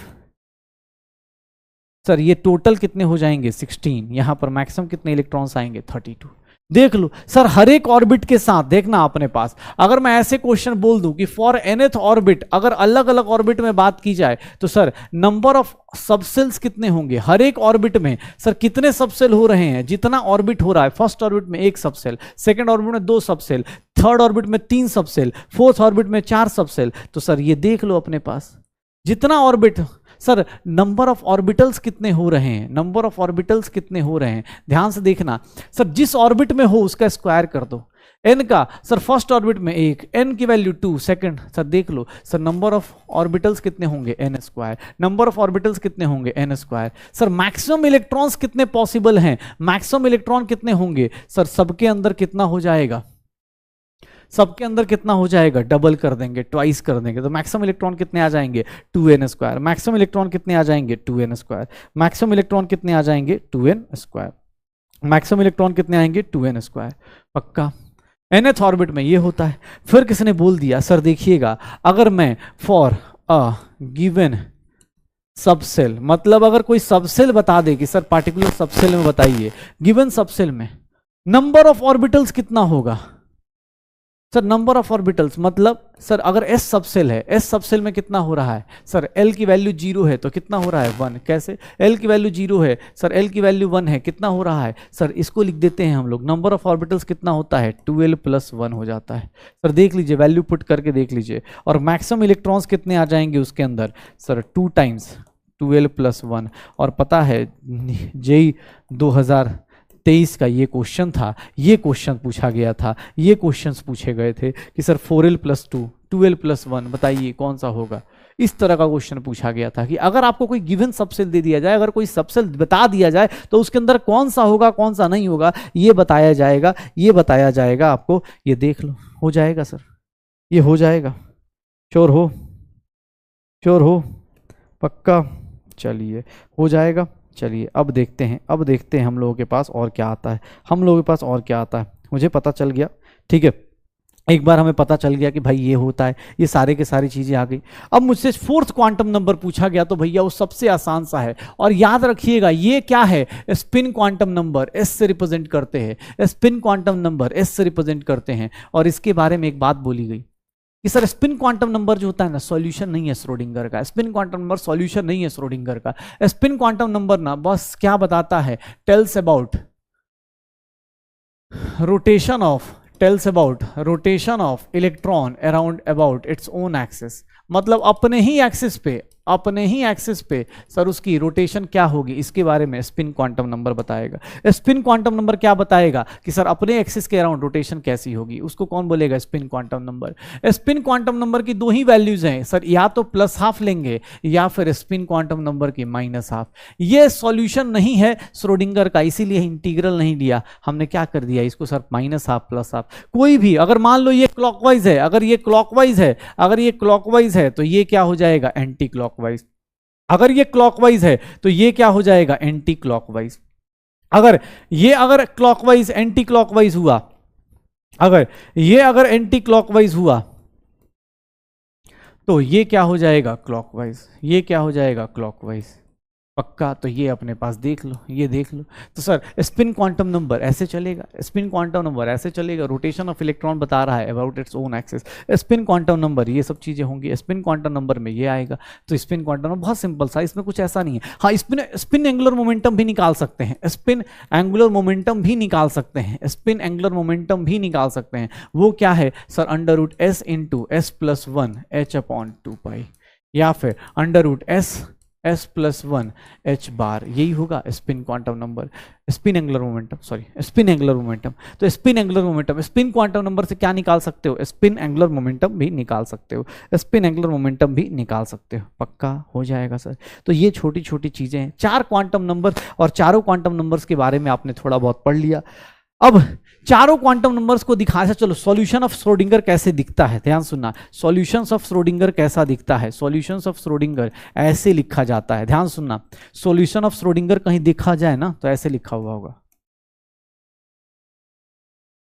मतलब सर ये क्या है, प्रिंसिपल क्वांटम नंबर, ये क्या बताएगा आपका सर, ये आपका ऑर्बिट बताएगा, ये क्या बताएगा एजिमुथल क्वांटम नंबर, मतलब ये क्या बताएगा सर आपका ना सबसेल बताएगा, और ये क्या बताएगा तो ये आपका क्या बताएगा सर मैग्नेटिक क्वांटम नंबर, मतलब ये हो जाएगा magnetic quantum number Sai NLM, NLM ये क्या हो जाएगा साई NLM। पक्का, जैसे कहीं पे ऐसा लिखा हुआ है, ऐसा लिखा हुआ है तो इसका मतलब क्या हो गया सर, साई 4p के बारे में बात कर रहे हैं, 4p में किसके बारे में बात कर रहे हैं सर -1 0 +1, मतलब इसके बारे में बात कर रहे हैं। फोर्थ ऑर्बिट में सर 4, n की वैल्यू कितनी हो गई, n की वैल्यू कितनी हो गई 4, l की वैल्यू कितनी हो गई 1, और सर ये m की वैल्यू हो गई, m की वैल्यू 0, निकाल दो। पक्का सर, ऐसे करके निकाल दो। चलो देखना इसके क्वेश्चंस, नहीं नहीं रुक जा रुक जा, अरे कहाँ गया भाई तेरे क्वेश्चन।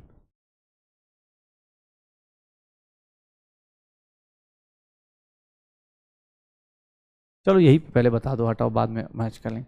ये बताओ कौन सा होगा साई 410 किसको रिप्रेजेंट कर रहा है? यही एग्जांपल मैंने दे दिया, कौन सा हो जाएगा सर? एन की वैल्यू क्या दी गई है 4, एल की वैल्यू क्या दी गई है 1, सर ये क्या हो जाएगा 4p हो जाएगा, ये क्या हो जाएगा 4p हो जाएगा। किसको बोलेंगे? इसको क्या बोल देंगे? 4p बोल देंगे।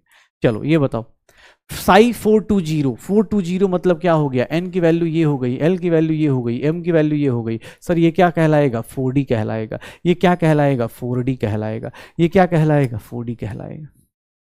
ये देख लो, n is equals to 5, l is equals to 3, मतलब ये 5 हो गया, l की वैल्यू 3, मतलब क्या हो गया सर? 5d हो गया, 5d हो गया। और 5d में कितने इलेक्ट्रॉन्स मैक्सिमम आ सकते हैं सर? कितने इलेक्ट्रॉन्स मैक्सिमम आ सकते हैं? मैक्सिमम कितने इलेक्ट्रॉन्स आ सकते हैं? 10 आ सकते हैं। 5d में मैक्सिमम कितने आ सकते हैं? 10 आ सकते हैं। Orbital angular momentum of 2s, sir 2s के अंदर सर l की वैल्यू कितनी होगी? 0, तो ऑर्बिटल एंगुलर मोमेंटम कितना होगा sir? 0 into 0 plus 1 h upon 2 पाई। सर ये टोटल कितना हो जाएगा सर? इसकी वैल्यू कितनी हो जाएगी? 0 हो जाएगी। Orbital angular momentum of 4p, 4p की वैल्यू कितनी होगी सर? यहाँ पे l की वैल्यू कितनी है? 1 है, l की वैल्यू कितनी है? 1 है, तो सर यहाँ पर orbital angular momentum l into 1 plus 1 h upon 2 पाई, सर अंडर रूट 2 h बार, अंडर रूट 2 h बार, या अंडर रूट 2 h बाई 2 पाई निकाल दो। चलो ये वही चीज है, देख लो सर डाल्टन ने सॉलिड स्फीयर बताया था, थॉमसन ने ऐसे बताया था कि सर प्लम पुडिंग है। ये देख लो न्यूक्लियर मॉडल किसने बताया था? रदरफोर्ड ने। सर बोर्स मॉडल में क्या बताया था? Planetary model. और लास्ट में हम लोग के पास क्वांटम मैकेनिकल मॉडल क्या आया कि भैया ये क्या है? एक एरिया है जिसके अंदर इलेक्ट्रॉन कहीं होगा, उसका रास्ता आप एग्जैक्ट नहीं बता सकते बिकॉज ऑफ हाइजेनबर्ग। इसने बोला भाई एक एरिया है जिसके अंदर इलेक्ट्रॉन के मिलने की प्रोबेबिलिटी कुछ होगी पक्का। तो क्वांटम नंबर्स में ये क्वेश्चन हो गए। क्वांटम नंबर्स के और क्वेश्चन होंगे यार, एक minute.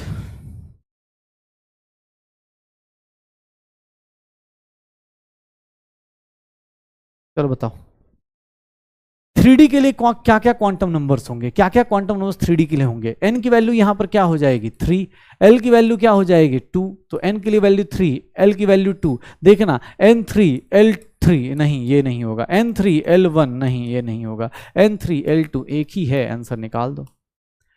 Which are the following set of quantum numbers is not permissible? कौन सा परमिसिएबल नहीं है? कौन सा परमिसिएबल नहीं है सर? कौन अलाउ नहीं किया जाएगा सर? l की वैल्यू कभी n के इक्वल नहीं हो सकती, कभी l की वैल्यू n के इक्वल नहीं हो सकती, हमेशा कमी रहेगी, तो ये तो अलाउ नहीं हो सकता।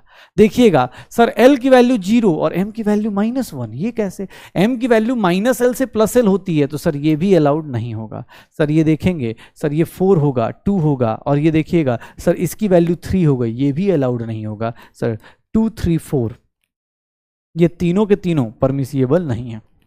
क्यों? क्योंकि सर l की वैल्यू कहां से कहां होती है? 0 से लेकर n-1। m की वैल्यू कहां से कहां होती है? -l से +l। तो सर आप इसके बाहर नहीं जा सकते। श्रोडिंगर इक्वेशन, इतनी महंगी इक्वेशन सॉल्व करने का क्या ही फायदा भाई, अगर आप इसको ही ब्रेक करने लगे तो। आप इसको ही ब्रेक करने लगे तो, आप इसको ही ब्रेक करेंगे दिक्कत आ जाएगी। चलिए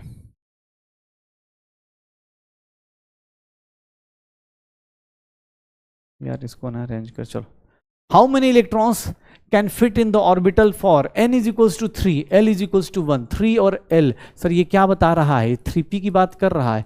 3p के अंदर कोई एक ऑर्बिटल है, कितने ऑर्बिटल में? एक ऑर्बिटल में कितने इलेक्ट्रॉन्स आ सकते हैं? ध्यान सुनिएगा, सबसेल नहीं बोल रहा, बोल रहा ऑर्बिटल में कितने इलेक्ट्रॉन्स आ सकते हैं।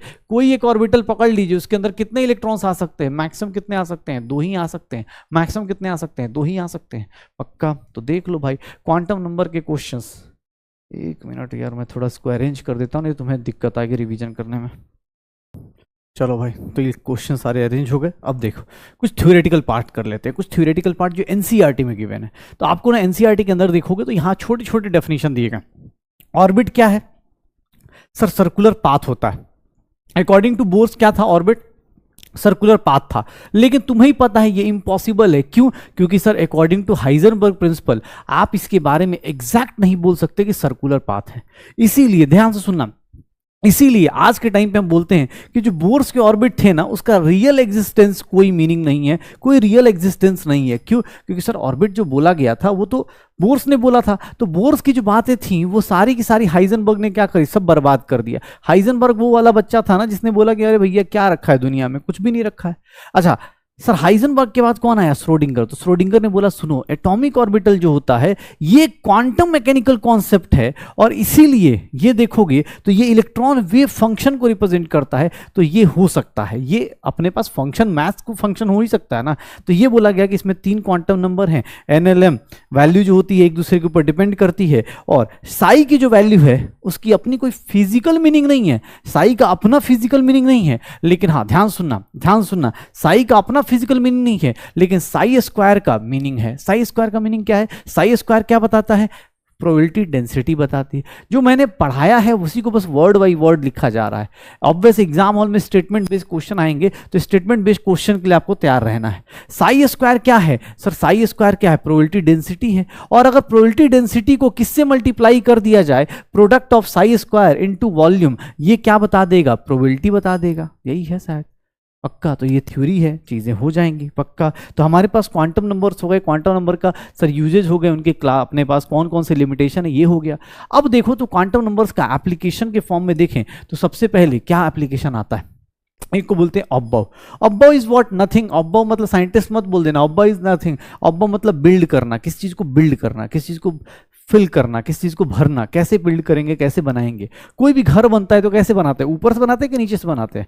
नीचे से बनाते हैं, जहां पे कम एनर्जी लगेगी, फिर धीरे धीरे करके ऊपर लेके जाते हैं। सिमिलरली ऑब्बव प्रिंसिपल क्या कहता है कि सर सबसे पहले ऑर्बिटल्स में जब आप इलेक्ट्रॉन फिल करते हैं तो सर सबको किसके ऑर्डर से फिल करते हैं? इंक्रीजिंग और एनर्जी के ऑर्डर से।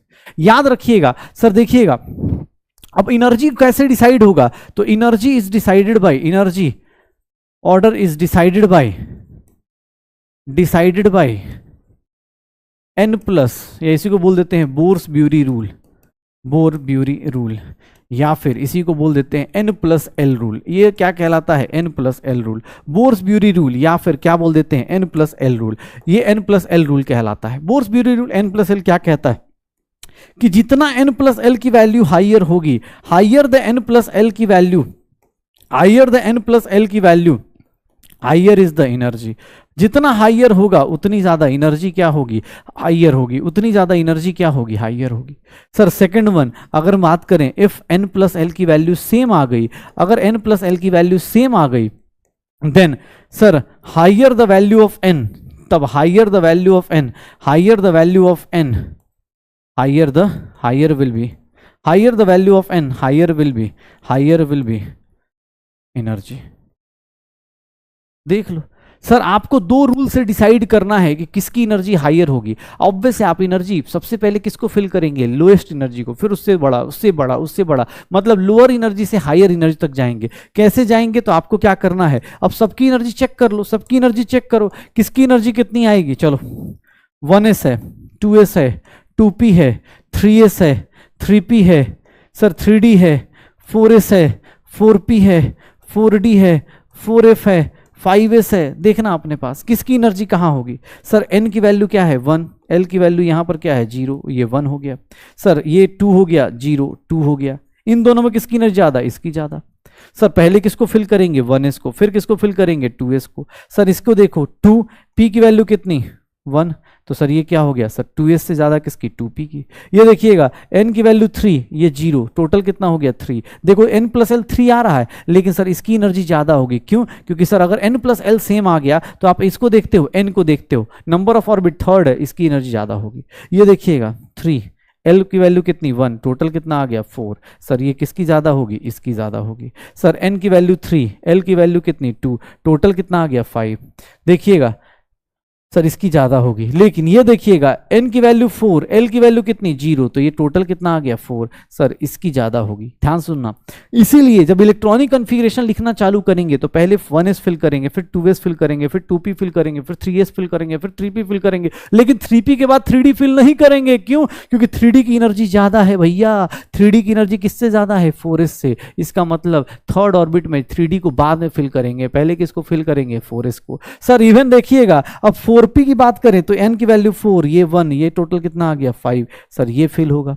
सर 4, ये कितना हो गया? 2, ये कितना हो गया? 6, इसकी ज्यादा हो गई। सर ये 4, इसकी वैल्यू कितनी? 7, सर इसकी ज्यादा हो गई। सर ये 5, ये 0, ये कितना हो गया? 5। ये ऐसे हो जाएगा। अब सर देख लो ना, आप स्टार्ट करोगे 1s से 2s पे, 2p पे, 3s पे, 3p पे, 3p के बाद कहाँ जाओगे 4s पे, क्योंकि 3d नहीं फिल कर सकते। 3d की एनर्जी क्या होती है, ज्यादा होती है, तो पहले लोअर एनर्जी को फिल करेंगे फिर हायर एनर्जी को फिल करेंगे। कोई फर्क नहीं पड़ रहा ऊपर जा रहे कि नीचे जा रहे हैं। ये याद रखिएगा, ये जितना ऑर्डर आप पढ़ रहे हैं ये सब किसके लिए है सर, मल्टी इलेक्ट्रॉन सिस्टम के लिए है। मल्टी इलेक्ट्रॉन मतलब कि भैया हाइड्रोजन के लिए ये सब बराबर है। हाइड्रोजन के लिए 1s और 2s, अगर कोई बोले ना फॉर हाइड्रोजन, ध्यान सुनना, फॉर हाइड्रोजन एटम, तो याद रखिएगा हाइड्रोजन के लिए तो फर्स्ट ऑर्बिट में जो हो sir, first orbit 2s 2p सब बराबर है उसके लिए, 3s 3p 3d। क्यों? क्योंकि सर हाइड्रोजन में ऑर्बिट में, हाइड्रोजन के एटम में एक ही इलेक्ट्रॉन है, 4s 4p 4d 4f, एक ही है, तो हाइड्रोजन के लिए सब बराबर हैं। लेकिन अगर नॉर्मल किसी एटम की बात की जाए तो सर नॉर्मल एटम में बात करें for multi electron atom, multi electron atom, इसके केस में देखोगे तो मल्टी इलेक्ट्रॉन एटम के केस में जब देखते हो तो यहां पर भैया लाइन लगी होती है। मल्टी इलेक्ट्रॉन एटम के केस में देखोगे हमेशा अलग अलग लोग होंगे, अलग अलग लोग होंगे। कैसे? तो देखोगे मल्टी इलेक्ट्रॉन एटम में, मल्टी इलेक्ट्रॉन एटम में देखोगे अलग अलग लोग चलेंगे। कौन कौन से लोग चलेंगे, ध्यान से देखना, मल्टी इलेक्ट्रॉन एटम में कौन कौन से लोग चलेंगे। तो यहां देखिएगा, अगर मैं बात करूं तो 1s के बाद कौन आएगा 2s, 2s के बाद कौन आएगा 2p, 2p के बाद कौन आएगा 3s, 3s के बाद कौन आएगा 3p, फिर कौन आएगा 4s, 4s के बाद कौन आएगा 3d, 3d के बाद कौन आएगा 4p, 4p के बाद कौन आएगा 5s, फिर कौन आएगा सर यहां पर क्या आ जाएगा 4d, फिर क्या आएगा 5p, ऐसे करके चलता जाएगा, ऐसे करके चलता जाएगा। मल्टी इलेक्ट्रॉन सिस्टम में ऐसा होता है। अब तुमसे कोई बोले सर ये किसने बताया, ऑब्बाउ ने बोला कि भाई ऑब्बाउ कह रहा हूं, ऑब्बाउ प्रिंसिपल से पता चला कि लोअर एनर्जी को पहले फिल करते फिर हायर एनर्जी को। अब तुम ये सोच लो सर किसी का इलेक्ट्रॉनिक कन्फिग्रेशन दिया हुआ है तो आप इलेक्ट्रॉनिक कन्फिग्रेशन लिखना है। मान लो किसी के पास 10 इलेक्ट्रॉन है, अगर किसी का एटॉमिक नंबर 10 है, एटॉमिक नंबर 10 है, तो इसके अंदर कितने इलेक्ट्रॉन्स होंगे 10 होंगे। अगर इलेक्ट्रॉन 10 हैं तो कहां कहां से चलेगा सर, पहले किस में फिल करोगे, पहले इसमें। सर याद रखिएगा पहले इसको फुल्ली फिल कर देंगे। 1s में मैक्सिमम कितने इलेक्ट्रॉन्स आ सकते हैं 2, तो 1s में 2, देखिएगा 1s में मैक्सिमम कितने पुट कर दिए 2, फिर 2, अब बचे कितने 8, तो अब इसके बाद किस में फिल करोगे सर 2s में, कितने 2, सर 2 ही फिल कर सकते हैं मैक्सिमम ना। 2p में कितने मैक्सिमम फिल कर सकते हैं 6, तो 2s 2 2p 6, देख लो 10 हो गया। कोई बोले एटॉमिक नंबर 30 लेना है तो 30 को कैसे फिल करोगे, तो सर ये याद रखिएगा 1s होगा पहले 2, सर 2s में कितना 2, सर 2p में कितना मैक्सिमम फिल कर सकते हैं 6, टोटल कितने हुए 10। अब देखिएगा फिर 3s में कितने हो गए 2, सर 12, फिर 3p में कितना हो गया 6, सर 18, सर 4s में कितना हो गया 2 20, और 3d में कितना हो गया अपने पास, 3d में कितना हो गया सर 30, देख लीजिए 30 इलेक्ट्रॉन ऐसे फिल करेंगे। लेकिन यार एक बात बताओ, हर एक टाइम इवन ऑब्बाउ ने तो ये बना दिया था, ये सांप टाइप बना दिया था, तो उसने बोला ये भी मत करना, ये भी मत करना, ये देखो ये सांप बनाओ, ऐसे एनसीईआरटी में देखोगे पिक्चर, ऐसे ऐसे ऐसे ऐसे ऐसे ऐसे ऐसे सांप घुमाते रहो कि मतलब पहले 1s को फिल करो, फिर 2s को फिल करो, फिर 2p 3s 3p 3d ऐसे करके फिल करो।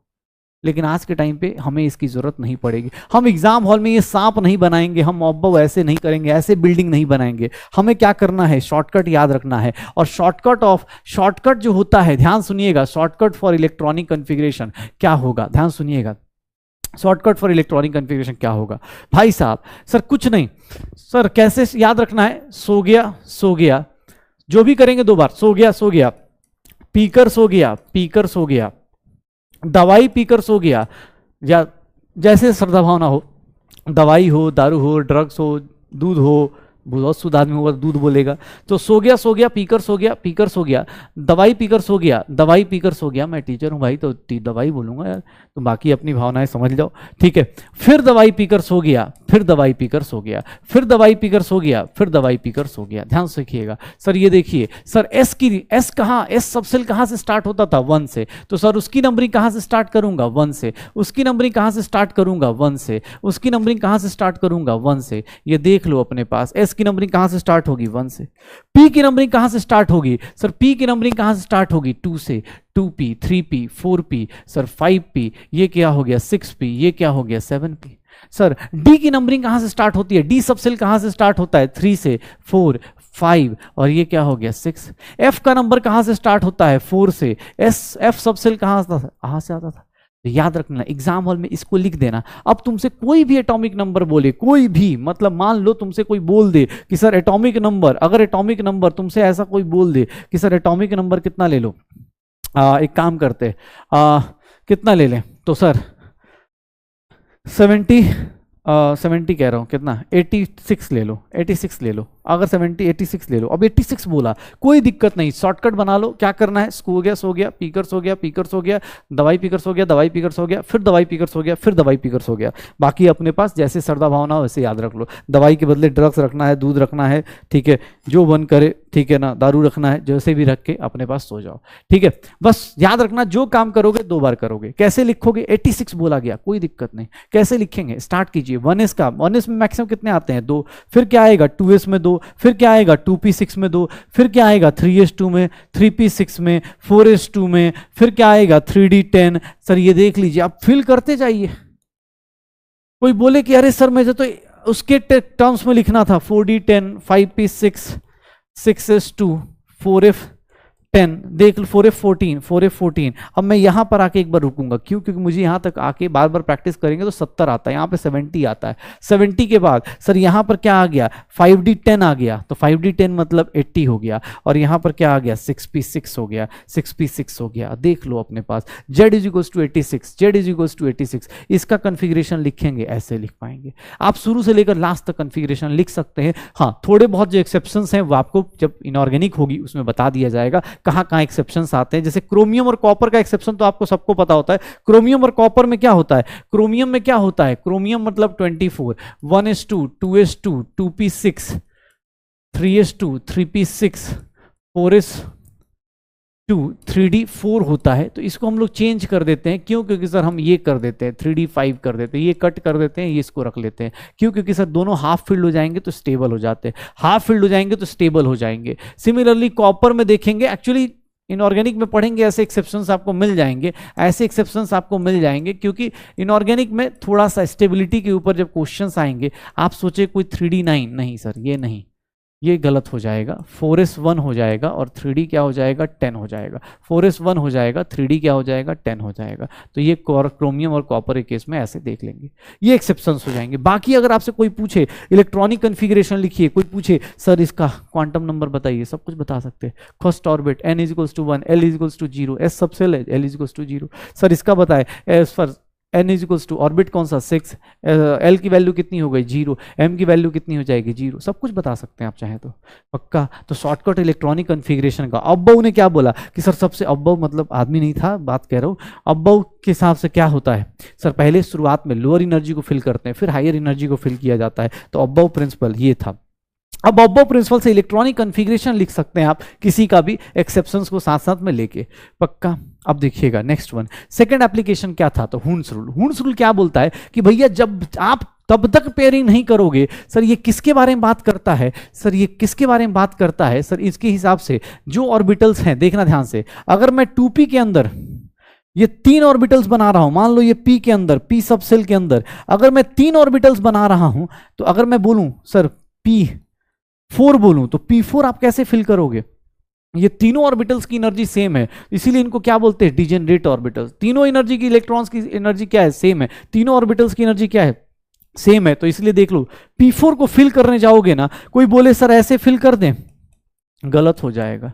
P4 कैसे फिल होगा, सर P4 को फिलिंग करने जाते हैं तो इन तीनों की एनर्जी इक्वल है, तो इसमें क्या बोला जाता है, हुन्स ने क्या बोला कि सर सबको पहले अनपेयर्ड फिल करो, सबके अंदर कम से कम एक एक डाल दो, और उसके बाद पेयरिंग तब करना जब सारे के सारे सबसेल में हाफ फिल्ड हो जाए। देखिएगा, it states that pairing of electron in the orbitals belonging to the same subshell. Sir एक ही सबसेल में पेयरिंग तब करेंगे जब हर एक ऑर्बिटल के पास कम से कम एक इलेक्ट्रॉन आ चुका हो, मिनिमम एक इलेक्ट्रॉन आ चुका हो। अगर मैं बोलूं D6 बनाना है, D6 कैसे बना सकते हो, तुम बोलो अरे सर D6 ये लीजिए ना, 1 2 3 4 5 6, सर ये गलत हो जाएगा। D6 बनाना है ना तो आपको ऐसे बनाना चाहिए, D6 मतलब क्या हो गया, ऐसे बनाना चाहिए, 1 2 3 4 5, और ये क्या हो गया 6। सर D6 का ओरिजिनल कॉन्फ़िगरेशन ये आ जाएगा। तो P4 हो चाहे D6 हो, आप कैसे बनाएंगे इसके हिसाब से देख लो, P4 हो चाहे D6 हो, ऐसे देख लो, श्योर हो तो P4 और D6 ऐसे बना लो। हुन्स रूल क्या बोलता है, हुन्स रूल क्या बोलता है, ऐसे हो रहा होता है। हुन्स रूल क्या है, सर आप कभी तभी पेयरिंग करोगे जब आपके पास सबके पास एक एक इलेक्ट्रॉन्स आ जाए, सबके पास एक एक इलेक्ट्रॉन्स आ जाए, पक्का हो जाएगा सर। चलिए ऐसा क्यों होता है? क्योंकि इसके हिसाब से देखो, हमेशा याद रखिएगा, स्टेबिलिटी का ऑर्डर कोई पूछ दे तो स्टेबिलिटी का ऑर्डर याद रखिएगा सर, हाफ अनपेयर्ड इलेक्ट्रॉन जो होता है ना, ये देखो सबसे ज्यादा कौन स्टेबल होगा? Fully filled.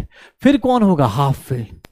सर कोई भी ऑर्बिटल हो, फुल्ली फिल्ड सब सेल और हाफ फील्ड सब सेल ज्यादा स्टेबल होते हैं। क्यों? एनसीईआरटी के में रीजंस दिए हैं। कौन कौन से? ध्यान से देखिएगा, ये सारे पॉइंट जो दिखा रहा हूं ना, सब एनसीईआरटी में। आप चाहिए तो खोज लीजिएगा वहां जाके, किसी को लगता हो। देखो कोई बोलता है क्रैश कोर्स में, देख लो भाई, क्रैश कोर्स में एनसीईआरटी की एक लाइन बताई जा रही है, symmetrical distribution. Sir fully field का मतलब क्या है? मान लो ये P है, तो फुल्ली फील्ड का मतलब क्या है? सर दो दो इलेक्ट्रॉन्स होंगे। सर ये चारों तरफ से किसी से तरह से देखेंगे सब जगह सिमेट्री होगी। हाफ फील्ड में भी देखेंगे तो सब में क्या है? एक एक इलेक्ट्रॉन है, एक एक इलेक्ट्रॉन है, ये भी सिमेट्रिक है, इधर से देखिए उधर से देखिए। लेकिन सर अगर आप बीच में रखें तो सर वो क्या होगा? सिमेट्रिकल नहीं होगा। तो पहला रीजन क्या होता है? फुल्ली फील्ड ज्यादा स्टेबल, उसके बाद हाफ फील्ड। क्यों? क्योंकि सर ये लोग क्या होते हैं? सिमेट्री होती है, सिमेट्री कारण। दूसरा एक्सचेंज एनर्जी, मतलब मान लो एक एक इलेक्ट्रॉन रखा हुआ है, तो सर ये ना, ये इलेक्ट्रॉन चाहे तो इससे पोजीशन एक्सचेंज कर ले, चाहे तो इससे एक्सचेंज कर ले, चाहे तो इससे एक्सचेंज कर ले, चाहे तो इससे एक्सचेंज कर ले। मतलब ये इलेक्ट्रॉन अपने आप को एक दूसरे से एक्सचेंज कर सकता है। इससे एक्सचेंज करने से फायदा क्या होता है? कुछ नहीं भाई, स्टेबिलिटी मिल जाती है, आपको ऑप्शन होता है। जैसे मैं आपसे बोलूँ कि अरे आप ना एक काम कर सकते हो, एक्सचेंज कर सकते हो अभी इस साल का मेडिकल सीट अगले साल, तो ऑब्वियस आपको एक स्टेबिलिटी आ जाएगी। कोई बात नहीं यार, इस साल स्कोर खराब हो गया तो भी कोई दिक्कत नहीं, अगले साल तो ऐसा कर दूंगा। मतलब एक वर्स्ट केस बता रहा हूं, स्टेबलाइज कर देगा और कुछ नहीं, ठीक है, ऑप्शंस जनरेट कर देता है। तो ये ध्यान रखिएगा। इवन अदर वर्ड्स में बोला जाए तो यहां पर देखिएगा एनसीईआरटी में क्या लिखा है कि सर जितना हाफ फील्ड और वो जो होता है, जब ज्यादा सिमेट्री होती है तो स्मॉल सील्डिंग होती है। सील्डिंग मतलब सर अपने पास मिनिमम अपने को अट्रैक्शन, सॉरी स्मॉल सील्डिंग मतलब ज्यादा attraction towards the nucleus, smaller coulombic repulsion force कम लगता है, और सर एक्सचेंज एनर्जी क्या होती है? ज्यादा होती है। दैट्स वाई हाफ फील्ड और कंप्लीटली फील्ड क्या होते हैं? They are more stable. Half filled और कंप्लीटली फील्ड क्या होते हैं? They are more stable. पक्का देख लो।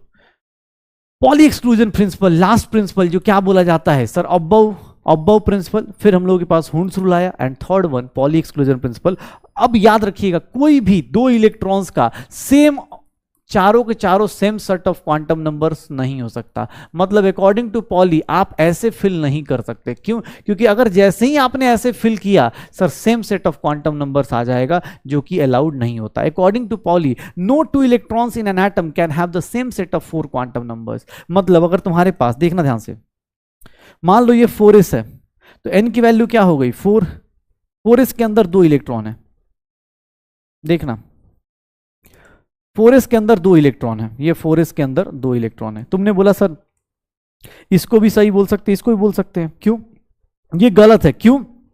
देखना सर n की वैल्यू, इस इलेक्ट्रॉन का देखो, इस इलेक्ट्रॉन का देखो, n की वैल्यू 4, L की वैल्यू 0, L की वैल्यू 0, M की वैल्यू 0, M की वैल्यू 0। सर 3 तो सेम हो गए, लेकिन S अगर इसका प्लस हाफ लोगे तो इसका क्या लोगे? माइनस हाफ लोगे। सर ये चारों set of quantum number equal नहीं आए। लेकिन अगर तुम इसको लोगे, अगर तुम इसको लोगे तो भैया ये देखना ध्यान से, इसके केस में क्या आ जाएगा? N की वैल्यू क्या आएगी? 4, L की वैल्यू 0, M की वैल्यू 0, S की वैल्यू क्या होगी? सर प्लस हाफ होगी। सर यहां देखोगे N की वैल्यू 4, L की वैल्यू 0, M की value 0, spin quantum number minus half होगा। सर देख लीजिए अपने पास, सर प्लस हाफ हो गया। यहां पर same set of quantum numbers आ गए, इसीलिए 4s में देखोगे, 4s के केस में देखोगे तो 4s के केस में क्या हो जाएगा? सर आप किसको अलाउ नहीं करते हो? इसको अलाउ नहीं करते हो, क्योंकि अगर आपने सेम ऑर्बिटल में ऐसे फिल कर दिया, इसके अंदर ऐसे फिल कर दिया, मतलब आपने किसका डिसऑर्डर कर दिया? सर आपने किसको डिसोबे कर दिया? सर पॉली एक्सक्लूजन प्रिंसिपल को डिसोबे कर दिया। कभी भी 2 इलेक्ट्रॉन्स हमेशा जो होंगे, हमेशा उनके पास अपोजिट स्पिन होना चाहिए, हमेशा उनके पास अपोजिट स्पिन होना चाहिए। ओनली 2 इलेक्ट्रॉन्स हमेशा उनके पास अपोजिट स्पिन होना चाहिए, सेम स्पिन नहीं होंगे। सर 3 क्वांटम नंबर आपके सिमिलर हो सकते हैं, 3 क्वांटम नंबर सिमिलर हो सकते हैं, 4 कभी भी आपके सिमिलर हो ही नहीं सकते। चारों के चारों सेट ऑफ क्वांटम नंबर्स कभी सिमिलर नहीं हो सकते। ये बात किसने बोली? पॉली एक्सक्लूजन प्रिंसिपल ने बोली। तो अबव प्रिंसिपल से क्या पता चला कि सर इलेक्ट्रॉन्स का फिलिंग कहां से करना है? लोअर एनर्जी से हायर एनर्जी। सर हुंड्स ने क्या बोला? हाफ फील्ड, फुल्ली फील्ड, ये ज्यादा स्टेबल होते हैं। इलेक्ट्रॉन्स की पेयरिंग तब कीजिएगा जब आपके पास, सबके पास एक एक अनपेयर्ड इलेक्ट्रॉन हो जाए। और फिर अगर बात करूं उसके पॉली एक्सक्लूजन, तो उसने बोला इलेक्ट्रॉन्स को कभी भी सेम डायरेक्शन में फिल नहीं करना है। यही 3-4 चीजें हुई। फिर देखिएगा शेप्स ऑफ ऑर्बिटल भाई साहब, एस सबसेल की बात करूं तो एस सबसेल जो होता है इसके पास एक ही ऑर्बिटल होता है, एक ही ऑर्बिटल होता है और इसका शेप बहुत सिंपल होता है, स्फेरिकल होता है, इसका सिंपल बहुत सिंपल सा होगा। पी सबसेल की बात करेंगे तो पी सबसेल में क्या होता है, तीन होते हैं। पी सबसेल में कौन कौन से लोग होते हैं, तो सर इसके केस में पी एक्स होगा, पी वाई होगा और पी जेड होगा। याद रखिएगा जनरली पी जेड में एम की वैल्यू 0, यहां पर एम की वैल्यू इन दोनों के केस में, इन दोनों के केस में m की वैल्यू जो होती है -1 और +1, कुछ भी हो सकती है, कुछ भी हो सकती है। सर पीजेड बनाने के लिए कुछ नहीं करना, ये मान लो जेड एक्सिस है तो क्या करोगे, पीजेड मतलब सर इसमें क्या होता है, डंबल शेप होता है। अगर तुमसे कोई बोल दे कि सर ये एक्स एक्सिस है तो पी एक्स कैसा होगा, सर ये देख लीजिए ये पीजेड का शेप है, ये पी एक्स का शेप है। कोई बोल दे पी वाई बताइए तो पी वाई के लिए क्या करोगे, मान लो ये वाई एक्सिस पे है तो ये क्या हो गया, पी वाई हो गया। चलिए p z p y p x, पक्का। सर कुछ नहीं करना, पी सबसेल में कुछ नहीं, जिस एक्सिस का बोला जाए उस एक्सिस पे क्या बना दो, डंबल बना दो, डंबल ऐसे बना दो, यही हो गया। चलो एक बात बताओ, इसमें कौन सा, इसमें नोडल प्लेन होता है, नोडल प्लेन अभी डिस्कस भी करेंगे। सर देखेंगे पी एक्स में, पी वाई में और पी जेड में, सर इसके केस में नोडल प्लेन, एक एक नोडल प्लेन सबके पास होगा। मतलब नोडल प्लेन मतलब एक ऐसा प्लेन जिसके अराउंड, देखो इलेक्ट्रॉन कहाँ मिलेगा, इलेक्ट्रॉन यहां मिलेगा और यहां मिलेगा, इसके अलाउंग इलेक्ट्रॉन नहीं मिलेगा। तो सर जेड एक्सिस पे इलेक्ट्रॉन मिलेगा, बाकी एक्स वाई पे इलेक्ट्रॉन नहीं मिलेगा। सिमिलरली सर इसमें एक्स वाई प्लेन में इलेक्ट्रॉन नहीं मिलता। नोडल प्लेन मतलब क्या हो गया sir, where probability of finding an electron, probability of an electron is 0, जहां पर एक इलेक्ट्रॉन के मिलने की प्रोबेबिलिटी क्या हो जाए, 0 हो जाए। जहां पर एक इलेक्ट्रॉन के मिलने की प्रोबेबिलिटी क्या हो जाए, 0 हो जाए। पीवाई की बात करें तो यहां पर कौन सा प्लेन होगा, सर यहां पर एक्सजेड प्लेन होगा, यहां पर क्या होगा, एक्सजेड प्लेन होगा, ये क्या होगा, वाईजेड प्लेन होगा, ये क्या होगा, वाईजेड प्लेन होगा। सर नोडल प्लेन, एस में कोई नोडल प्लेन होगा क्या, नहीं सर। इसमें कहां होगा, इलेक्ट्रॉन कहीं भी हो सकता है, इसमें कहीं भी हो सकता है, तो एस सबसेल में कोई नोडल प्लेन नहीं होता, कोई ऐसा प्लेन नहीं होगा जिसके अलोंग इलेक्ट्रॉन मिलने के चांसेस नहीं है। इलेक्ट्रॉन हर एक प्लेन में मिल सकता है, लेकिन हाँ पीजेड में ये नहीं मिलेगा, इसमें ये नहीं मिलेगा, इसमें ये नहीं मिलेगा, अलग अलग एक्सिस पे नहीं मिलेगा। सिमिलरली अगर डी सबसेल की बात करूं तो डी सबसेल में देखोगे, डी सबसेल भाई साहब, डी सबसेल में 5 ऑर्बिटल्स होते हैं, ध्यान से देखिएगा। सर कौन कौन से, d x Y, d Y z और डी जेड एक्स, ये तीनों के तीनों इन बिटवीन द एक्सिस होते हैं। ये तीनों के तीनों क्या होते हैं, इन बिटवीन द एक्सिस होते हैं। मतलब इनका जो एंगल होता है 45 डिग्री पे होते हैं। मतलब अगर मैं तुम्हें बोलूं डी एक्स वाई बनाओ तो कुछ नहीं करना, ये देखो एक्स एक्सिस और वाई एक्सिस बना दो, ये एक्स एक्सिस और वाई एक्सिस बना दो, एक्स एक्सिस वाई एक्सिस बना दो, ये देखना, अरे एक्स एक्सिस और वाई एक्सिस, ये देखो इसके बीच में ऐसे डबल डंबल बना दो, डी मतलब डबल डंबल। किसने बोला सर डी वाई जेड बनाओ, तो डी वाई जेड के लिए कुछ नहीं करना, वाई एक्सिस और जेड एक्सिस ले लो, वाई एक्सिस और जेड एक्सिस ले लो, उसके बीच में क्या बना दो, यही सेम चीज बना दो, ये सेम चीज बना दो। सर डी जेड एक्स की बात करें तो डी जेड एक्स में क्या हो जाएगा, सर डी जेड एक्स का मतलब क्या हो जाएगा, ये जेड एक्सिस, ये एक्स एक्सिस, ये जेड एक्सिस, ठीक है, ऐसे बन जाएगा डी जेड एक्स, ऐसे बन जाएगा। तो ये देख लो अपने पास D x Y, D Z X, D Y Z, ऐसे बन जाएगा पक्का। और 5 होते हैं, 3 तो मैंने ये बता दिए, 2 और होते हैं। 2 और कौन कौन से होते हैं, तो सर एक होता है d x square minus y square और एक होता है डी जेड स्क्वायर। सर ये दोनों क्या होते हैं, ऑन द एक्सिस होते हैं, ये दोनों क्या होते हैं, ऑन द एक्सिस। ध्यान से देखिएगा, अगर d x square minus y square की बात की जाए तो D x square minus y square में देखेंगे एक्स एक्सिस, ये वाई एक्सिस, ये इसका देखेंगे ये ऐसा बन जाएगा। अगर तुमसे कोई बोल दे डी जेड स्क्वायर तो सर डी जेड स्क्वायर में देखेंगे, अगर मान लो ये जेड एक्सिस है तो देखना डी जेड स्क्वायर क्या मतलब क्या होता है।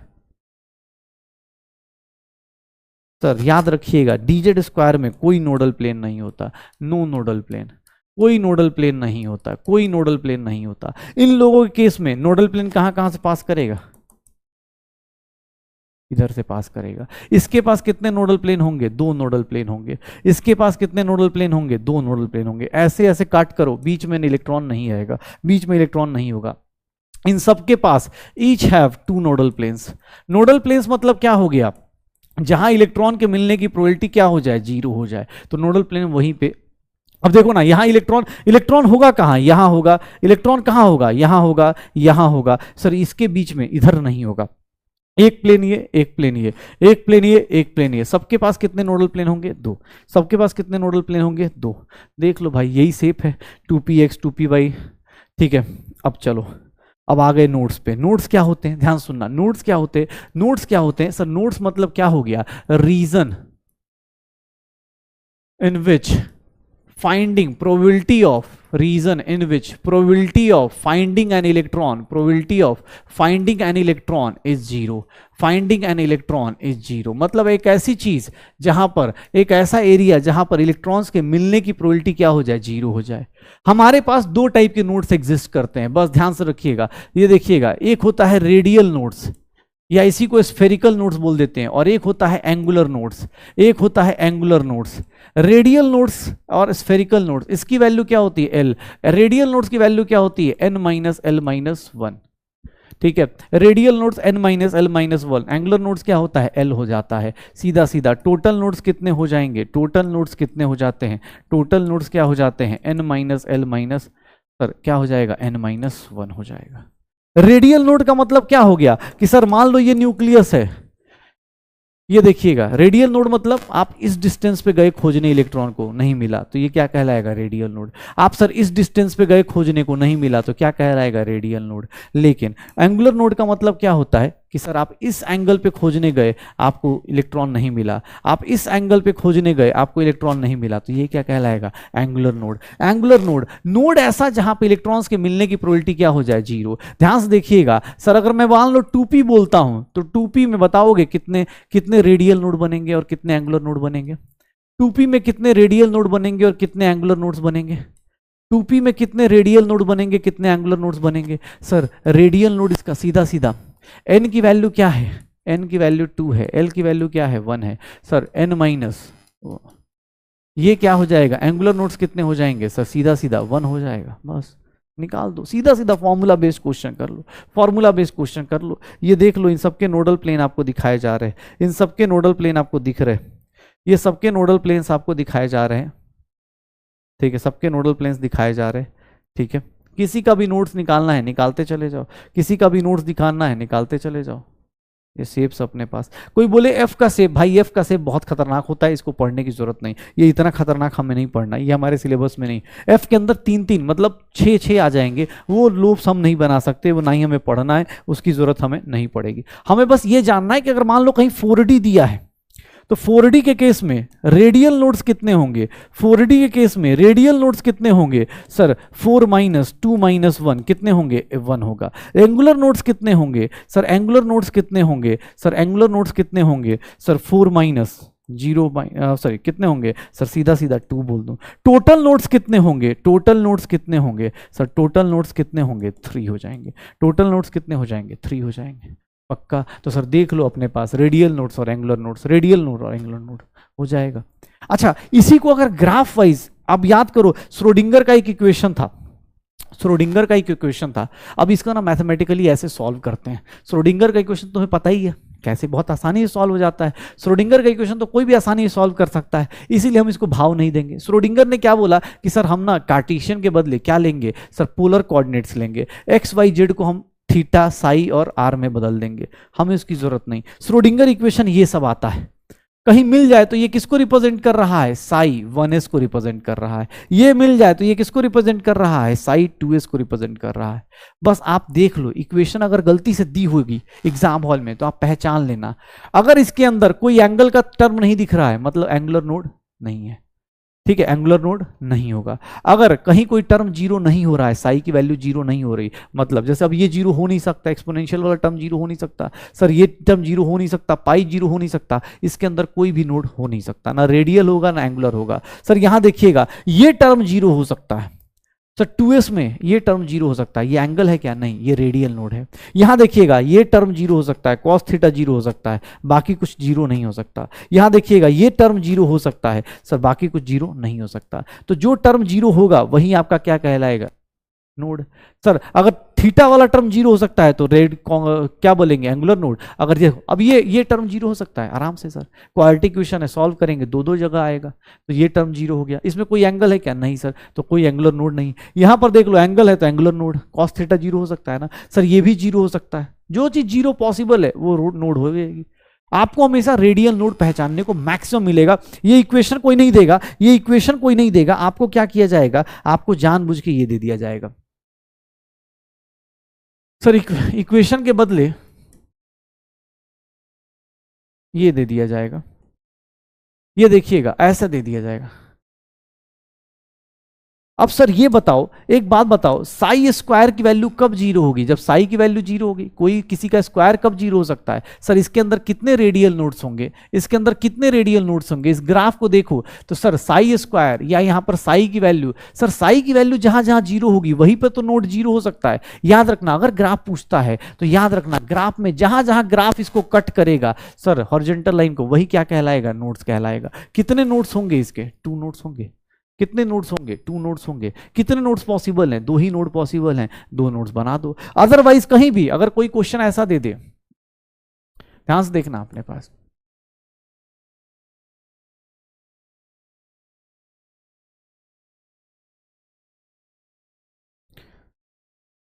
चलो ऐसा दे दिया, अब इसको मत ले लेना, ऑब्वियस है ये तो चलोगे जहां से चलोगे डिस्टेंस न्यूक्लियस से वहां से आएगा ना। साई स्क्वायर डी आर ऐसे दिया हुआ है, ये देखना आर स्क्वायर ऐसे डी आर दिया हुआ है, ऐसे दिया हुआ है। चलो बताओ इसके अंदर कितने रेडियल नोड्स होंगे सर, इसको काउंट करेंगे, इसको काउंट करेंगे, इसको काउंट करेंगे 3। क्यों, क्योंकि सर आप ना ग्राफ देख लीजिए, ग्राफ में बस ये देख लीजिएगा, एंगुलर नोड्स नहीं, रेडियल नोड्स कितने होंगे, 3 होंगे बस। अब जिसके भी रेडियल नोड्स 3 होंगे उसका ग्राफ मैच कर दीजिएगा। ज्यादा से ज्यादा क्वेश्चन आएगा तो भाई ये सब आएगा, इसके अलावा अब आपको कोई क्वेश्चन नहीं आएगा। अब बाकी आप इलेक्ट्रॉनिक कॉन्फ़िगरेशन लिखेंगे, आप इलेक्ट्रॉनिक कॉन्फ़िगरेशन लिखेंगे, इस इलेक्ट्रॉनिक कॉन्फ़िगरेशन से आप सब कुछ निकाल सकते हैं आइटम्स का, तो वो चेक करते रहिए।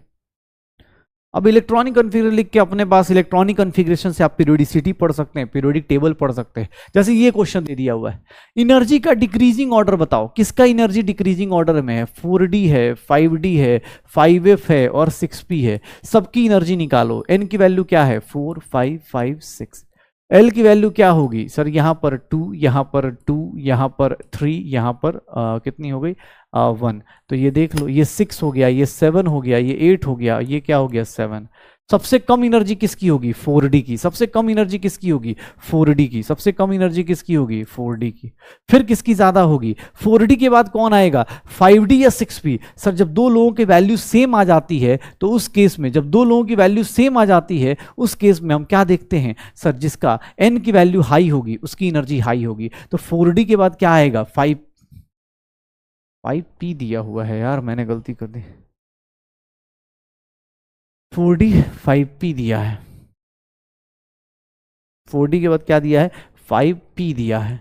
तो n की वैल्यू 5 और यहाँ 1, तो ये कितना हो गया 6। तो इन दोनों में तो फिर तो 4D के बाद क्या आएगा, 5P आएगा, 4D के बाद क्या आएगा, 5P आएगा, और 5P के बाद क्या आएगा, 5P के बाद 6P आएगा, फिर 5F आएगा। ऑब्वियस है, अब्बा रूल हमने इसी के लिए पढ़ा है, अब्बा रूल हमने इसी के लिए पढ़ा है। 2 electrons occupying the same orbital, 2 electron अगर एक ऑर्बिटल में आते हैं तो उनको डिस्टिंक्शन करने के लिए कौन सा क्वांटम नंबर होता है सर, कौन सा क्वांटम नंबर होता है, स्पिन क्वांटम नंबर। क्यों, क्योंकि सर आप ऐसे बनाएंगे, आप हमेशा अपोजिट बनाएंगे, सेम स्पिन का बनाएंगे, आप गलत कर लेंगे। पक्का हो जाएगा सर।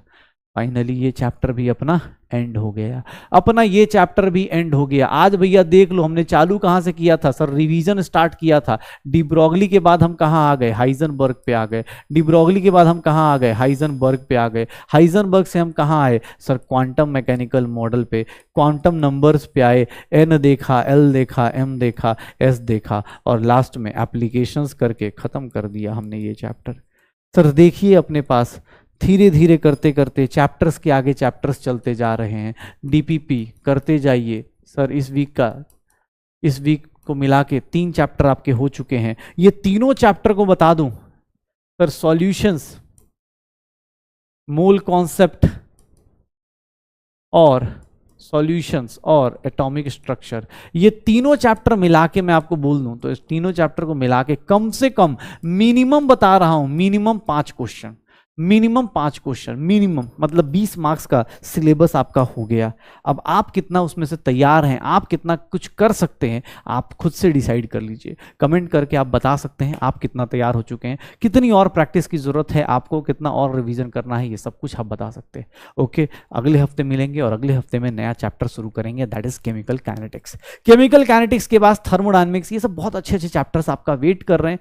आई होप सो हम जल्दी जल्दी अपना सिलेबस खत्म करेंगे, ताकि जल्दी से जल्दी, जितना जल्दी सिलेबस खत्म होगा, जैसे अब देखो मैं अभी आराम से पढ़ूं, आप भी आराम से पढ़ो, फिर लॉजिक नहीं है, क्योंकि एग्जाम बगल में है। अब हम लोगों को दोनों को ही स्पीड पकड़ना पड़ेगा, क्योंकि देखो ना आप, हम सब लोग साथ साथ चल रहे हैं। मुझे भी ऑब्वियस है, मैं भी आराम से पढ़ा सकता हूँ, लेकिन मुझे पता नहीं यार, सब बच्चों को धोखा नहीं दे सकते। एग्जाम इस साल के लिए तैयारी कर रहे हो, अगले साल के लिए नहीं कर रहे। इस बैच में हो तो मतलब इसी साल देना चाहते हो, ठीक है? तो भैया अच्छे से पढ़ाई करो, रिवीजन करो, शॉर्ट नोट्स बनाइए, क्वेश्चंस कीजिए, डीईपी सॉल्व कीजिए, पीवाईक्यूज कीजिए, और चैप्टर्स को अपना बना लीजिए। पक्का चैप्टर्स के ऊपर गाना है ये, अपना बना ले पिया अपना बना ले, ठीक है? तो ऐसे गाते रहिए, मुस्कुराते रहिए, हंसते रहिए, पढ़ते रहिए, ठीक है ना? स्वस्थ रहिए। मिलते हैं अगली क्लास में अगले चैप्टर के साथ, तब तक के लिए बाय बाय।